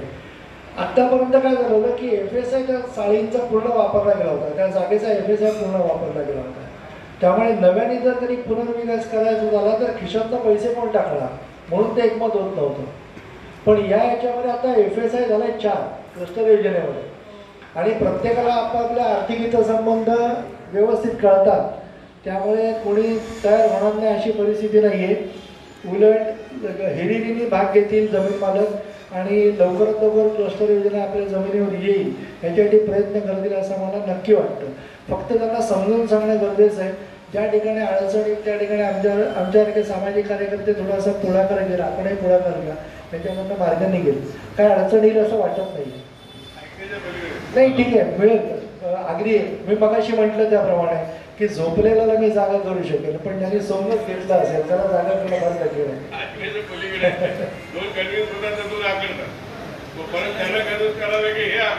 बघू आपण प्रयत्न. एक प्रश्न असा होता की रिडेव्हलपमेंट ज्यावेळेला सुरू राहील किंवा जे काही डेव्हलपमेंट होईल त्यावेळेला भाडं द्यावं लागेल का? जे पुनर्वसन तुम्हाला मिळणार आहे ते फ्री ऑफ कॉस्ट मिळणार आहे. त्याचप्रमाणे संक्रमण शिबिरांमध्ये तुम्हाला जेव्हा हलवलं जाईल तेव्हा जो सरकारी दराने जे काही भाडं आकारलं जाईल तेवढे तुम्हाला भाडं आकारणं जाईल आणि तेवढं तुम्हाला देणं भाग आहे. महत्वाचं आपण बोला. एक प्रश्न असा आहे की एखादी वस्ती, रस्ता, गार्डन, शाळा असे आरक्षण आहे, जागा शिल्लक राहत नसेल तर काय करावं? क्लस्टर योजनेमध्ये जागा शिल्लक राहत नाही असं होत नाही. रस्त्याचं ॲलोकेशन बदललं जातं, रिझर्वेशनचं ॲलोकेशन बदललं जातं, थोडं पुनर्वसन होणार. त्या योजनेचा अंतर्भाव तसा केला आहे की या योजनेमध्ये जर तुम्ही नाही समाविष्ट झाला तर तुम्ही बेघर होत नाही.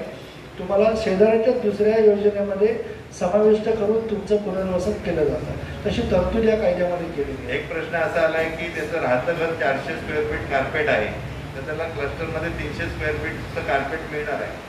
300 काय 300 स्क्वेअर फीट कार्पेट मिळेल. त्याच्या बरोबरीने 25% वाढीव, म्हणजे 300 फुटाचे 25% वाढीव जर कधी घेतले तर जवळपास 100 स्क्वेअर फूट मिळतात वरती. त्यामुळे 400 स्क्वेअर फुटाचं घर त्यांना असंही फ्री मिळणार आहे. वरती तुमची त्या विकासकाशी जर कधी चर्चेची जर कधी तयारी असेल तर कदाचित या टर्म्स कंडिशन बदलू शकतात. कायद्यात काय तरतुदी मी तुम्हाला सांगितली, प्रत्यक्ष व्यवहार थोडासा वेगळा होऊ शकतो. एक उल्केश पवार आमचे आहेत, त्यांनी फार महत्त्वाचा प्रश्न घेतलाय. संपूर्ण सोसायटीमध्ये किती टक्के लोकांचं एकमत झालं तर सोसायटीचा क्लस्टर डेव्हलपमेंटचा मार्ग मोकळा होतो? पहिल्यांदा 70%ची मर्यादा होती की 70% रहिवासी एकत्र आले आणि त्यांनी संमती दिली तर त्यांना क्लस्टरमध्ये किंवा कोणत्याही सरकारी योजनेचा लाभ घेता येईल. पण यावेळेला असं झालं की शासनाने त्याची मर्यादा 70वरून 51%वरती आणली आहे. त्यामुळे 51% रहिवासी जर कधी तयार झाले तर त्यांना या क्लस्टर योजनेचा लाभ घेता येईल. उर्वरित लोकांना मला वाटतं आक्यावरांचा प्रश्न पण त्याच्यात निकालात निघेल. उरलेल्या लोकांच्या जागा ॲक्वायर करण्याची किंवा त्यांना त्याच्यामध्ये समाविष्ट करून घेण्याची जबाबदारी पालिका प्रशासनाची असेल की आपली नसेल. एक प्रश्न असा आहे की काही मालमत्ता म्हणजे थकलेले घर थकलेला असेल किंवा काही पेनल्टी वगैरे काही भरलेली नसेल, अशा प्रॉपर्टीला रिडेव्हलपमेंटमध्ये या क्लस्टरमध्ये जाताना त्यांना ते पैसे भरावे लागतील का? महापालिकेचे ड्यूज जे आहेत, म्हणजे जे टॅक्स आहे किंवा त्यांची थकीत रक्कम असेल आणि त्यांच्यावरती दंड लागला असेल. आता अभय योजना जाहीर झाली महापालिकेची, दंडाची रक्कम आणि थकीत रक्कम ही जर कधी एकत्र भरायची जर तयारी असेल तर 31 तारीख ही 7 दिवस राहिलेत, आपले 5 दिवस राहिलेत आपल्या हातामध्ये. त्याच्यामध्ये थकीत रक्कम सगळी भरा आणि दंडाची 25% रक्कम भरा तर तुमचं याच्यातनं सुटका घेईल. कदाचित त्याच्या पुढेही अशा अभय योजना येऊ शकतील. मी आत्ता काय तुम्हाला सांगू शकत नाही, कारण ते कर हा भाग वेगळा आहे. पण क्लस्टरसाठी त्याची अडचण येणार नाही. तुम्ही राहायला जाण्याच्या अगोदर तुमच्याकडनं शासकीय कर जे बाकी आहेत ते सगळे वसूल केले जातात. ते सगळ्यांनी खोडगड बांधतात. शासन आपले पैसे कधी सोडत नाही आणि सोडूही नाही कधी.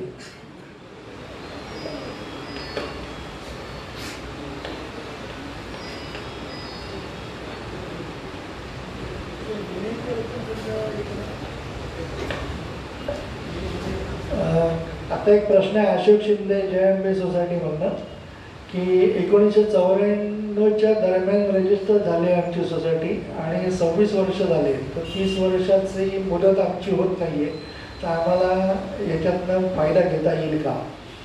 मुळात आज क्लस्टर जरी अगदी लागू करायचं म्हटलं तरी सर्व सुरळीत चाललंय असं जरी गृहीत धरलं तरी पहिली क्लस्टर योजना कार्यान्वित होण्यासाठी किमान वर्ष ते 1.5 वर्षाचा कालावधी असाही जाणार आहे. त्यामुळे तुम्ही 27.5 वर्ष जुने वाटपर्यंत आणि त्यावेळेला रिलॅक्सेशन देण्याची तरतूद महापालिका आयुक्तांना ते अधिकार दिलेले आहेत. किंवा कोकण विभागाच्या धोकादायक इमारती ठरवण्याची जी कमिटी आहे डायरेक्टर टॉन प्लॅनिंग यांच्या अध्यक्षतेखालची, त्यांनी तुम्हाला हे रिलॅक्सेशन देण्याची तरतूद ठेवलेली आहे. आता एक प्रश्न असा आला आहे सचिन डिचोलकर यांचा की 1 जानेवारी ते 15 जानेवारी एक योजना टीम करण्याच्या संदर्भात DDR ऑफिसकडनं राबवली जात आहे. त्या योजनेमध्ये त्यांना सहभाग घ्यायचा आहे तर फायदा होईल का? तर ह्या योजनेच्या संदर्भात आपण एक नियोजनबद्ध कार्यक्रम हाती घेतलेला आहे आणि DDR जे आहेत पाटील साहेब त्यांच्यासोबतही चर्चा केली आहे. तर डिचोलकर तुम्ही कृपया कार्यालयात येऊन भेटलात तर आपल्याला पुढील माहिती देणं सोयीचं होईल. ओके. या संदर्भात बाकीचे येऊ शकतात आणि प्रत्येकाचे प्रश्न आणि मोबाईल नंबर आहे. काही प्रश्न जर असतील तर ते आता याची एक कॉपी घाणेकर साहेबांकडे असणार आहे, एक कॉपी माझ्याकडे, कारण असे 200 प्रश्न आपण वितरित केलेले 200 जणांना दिलेत. तर माझ्यामध्ये 101 प्रश्न सहज आलेले आहेत. पण काहींचे जरी काही समाधान ह्या कार्यक्रमामधलं झालं नसेल किंवा 1 to 1 चर्चा करायची असेल तर घाणेकर साहेबांनी आपला नंबर देतील, तो सगळ्यांनी नोट करून घ्या, आपल्या मोबाईलमध्ये सेव्ह करून घ्या किंवा माझा नंबर पण मी देतो. कसंही तुम्हाला जे योग्य वाटेल किंवा एखादी कॉमन मीटिंग लावाशी वाटली 2-3 सोसायटी ताईंची मिळून किंवा तशी आपल्याला काही येणाऱ्या काळामध्ये गरज भासली तर आपण त्यांचा वेळ घेऊन नियोजन करू. आणि बरेच प्रश्न आहेत आणि प्रश्नांची उत्तरं तर ते देतच राहतील. आणि पण पुढचं नियोजन पण महत्त्वाचं आहे की ह्या प्रश्न विचारून काय प्रॉब्लेम सुटणार नाही आहे. सगळे नियोजन करावं लागणार आहे, प्लॅनिंग करावं लागणार आहे. आणि त्याच्यासाठी घाणेकर साहेब तुम्हाला आम्हाला आता हे व्याख्यानापुरतं सहकार्य नको तर पुढच्या ह्या डेव्हलपमेंट म्हणजे त्याच्या घराची चाबी मिळेपर्यंत सहकार्य अपेक्षित आहे. आपण 2016 पासून जो प्रयत्न करतोय तो लोकांना घराची चावी मिळावी म्हणूनच चाललाय. राहिला प्रश्न कोणाला काही जर कधी प्रत्येक सोसायटीमध्ये वेगवेगळे प्रश्न असू शकतात. माझं म्हणणं आहे की त्या भागात काम करणारे अमेरिका का असतील किंवा उमेशजी असतील किंवा विकेश असतील असे लोक जे आहेत त्यांच्याकडे आपण आपल्या समस्या मांडा. जिथे अडचण येईल त्यावेळेला आम्ही तुमच्या बरोबर आहोत. कुठे अडचण येऊ देणार नाही. तुम्हाला घराची चावी मिळेपर्यंत नाही किंवा त्याच्यानंतर सुद्धा तुमच्या घरात चहा नाही पडणार का? नुसतं चावी घेतली की जाणार. तुमच्या घरी चहा प्यायला यायचे मला. त्यामुळे तेवढ्या लवकर तुमची सुटका नाही आहे. माझा आधारनिमित्त तुम्हाला करावं लागेल. मी येईन तुमच्याकडे नक्की. घर मिळेल तुम्हाला.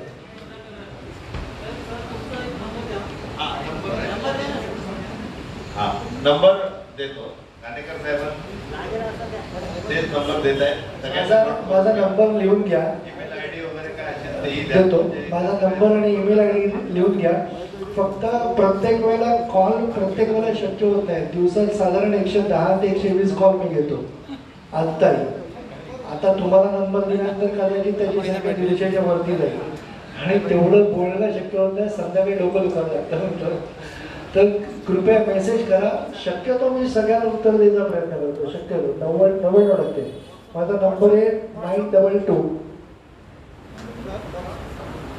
35555 15 92 23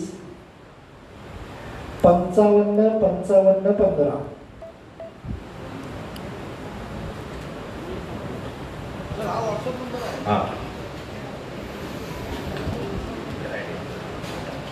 धन्यवाद. ईमेल आय डी माझा आहे घाणेकर श्रीनिवास. घाणेकरचं स्पेलिंग आहे GHANEKAR. त्यालाच लागून कुठेही गॅप घ्यायची नाही. माझं नावाचं स्पेलिंग आहे SHRIWAS. घाणेकर श्रीनिवास @gmail.com असा माझा ईमेल आय डी आहे. मेल टाकला तरी चालेल, व्हॉट्सअपवरती मेसेज केला तरी चालेल. मी शक्यतो सगळ्यांना उत्तर देतो. शक्यतो सर्व कॉल अटेंड करण्याचा प्रयत्न सुद्धा करतो. पण जर चुकीने एखादा राहिला तर राग मानू नये. परत एकदा कॉल करा. मी तुम्हाला नक्की उत्तर देतो. हा कार्यक्रम आपण फेसबुक लाईव्ह करत आहोत. आताही सुरूच आहे आणि यूट्यूबवरती पण हा कार्यक्रम असणार आहे. म्हणजे एखाद्याला वाटलं की बाबा नंबर काय ईमेल आय डी लिहिताना काय मिस्टेक झाले तर तो चेक करू शकतो. आणि या संदर्भात आपण एक नियोजनबद्ध म्हणजे याच्यावरती हे करण्याचे आमरे साहेब आमचे आहेत. सर्वांच्या संपर्कात असतातच.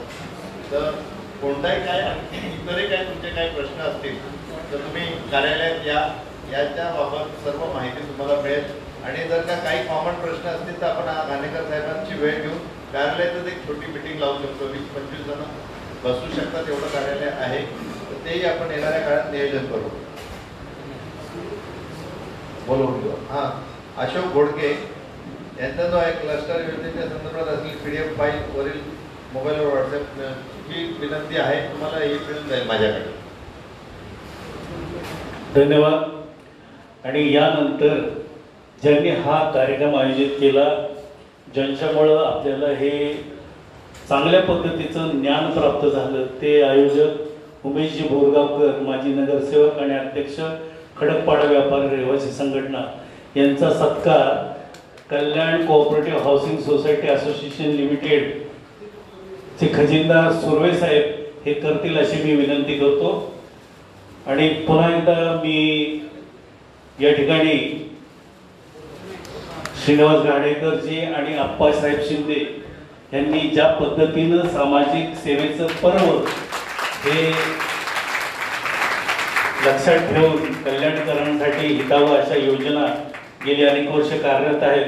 त्यांचे या ठिकाणी मी पुन्हा एकदा धन्यवाद करतो आणि या कार्यक्रमाचं आभार प्रदर्शन उल्केश पवार यांनी करावं अशी विनंती करतो आणि जाता जाता म्हणतो की दुःखाचे सोबती आम्ही तुम्हालाही सुख लाभो, वाढली अंतरी माया यापुढे वाढीस लागो.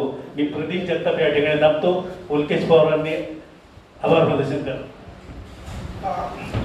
कल्याण डोंबिवलीच्या जनतेचे प्रश्न विधान परिषदेत मांडणारे आमचे आदरणीय आप्पासाहेब शिंदे, आजच्या कार्यक्रमाचे आयोजक उमेश भाऊ बोरगावकर, कार्यक्रमाचे मार्गदर्शक श्रीनिवास सर घाणेकर सर, तसंच सारिकाताई गायकवाड, तसंच आमचे शांताराम काका आंबरे, या ठिकाणी उपस्थित असलेले प्रभागातले अनेक लोक, तसेच ज्येष्ठ सामाजिक कार्यकर्ते बाबा रामटेके, तसेच आमचे ज्येष्ठ नेते नानासाहेब थोरे, तसंच प्रभागातील सर्व माझ्या बंधू भगिनींनो, या ठिकाणी कार्यक्रमाचा समारोप करीत असताना मला एक गोष्ट सांगावीशी वाटते की सरकार किंवा प्रशासन जे काही कायदे बनवतं ते कायदे लोकांपर्यंत पोहोचवायची, लोकांना त्याची माहिती द्यायची, लोकांना त्याचे फायदे पोहोचवायची ही जबाबदारी राजकीय कार्यकर्ते तसेच जनप्रतिनिधी यांची असते. तर मी उमेश भाऊंचा एक आभार त्यासाठीच व्यक्त करतो की आपलं काम ते अतिशय जनप्रतिनिधी असो किंवा नसो, राजकीय कार्यकर्ते म्हणून, सामाजिक कार्यकर्ते म्हणून प्रामाणिकपणे करत आहेत. आणि तसंच प्रभागातल्या नागरिकांच्या वतीनं मी त्यांचे आभार व्यक्त करतो. तसेच आपण सर्वजण या ठिकाणी आलात याबद्दल या सर्वांचे आभार व्यक्त करतो आणि या कार्यक्रमाचा समारोप मी करतो. धन्यवाद. ज्यांना कोणाला फोटो काढायचे किंवा काही आणखी काही समोर येऊन विचारायचं आहे, जाहीर विचारण्यासारखं नाहीये, एक राष्ट्रगीत व्हावं असा सूचना आहे आणि ती बरोबर आहे.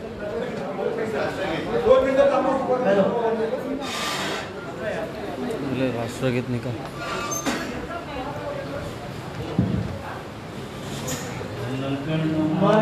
अधिनायक जय हे भारत भाग्य विधाता, पंजाब सिंध गुजरात मराठा द्राविड उत्कल वंग, विंध्य हिमाचल यमुना गंगा उच्चल जलधि तरंग, तव शुभ नामे जागे, तव शुभ आशीष मागे, गाये तव जय गाथा, जनगण मंगल नायक जय हे भारत भाग्य विधाता, जय हे जय हे जय हे जय जय जय जय हे भारत माता की वंदे मातरम.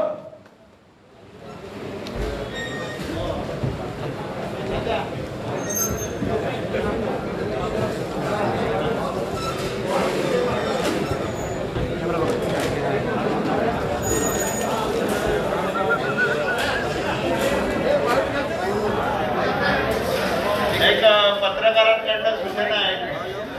हा द्या ना. एक पत्रकारांकडनं सूचना, त्यांना बाईट द्यायची आहे. घाणेकर साहेब, पत्रकारांना काही प्रश्न करायचे आहेत.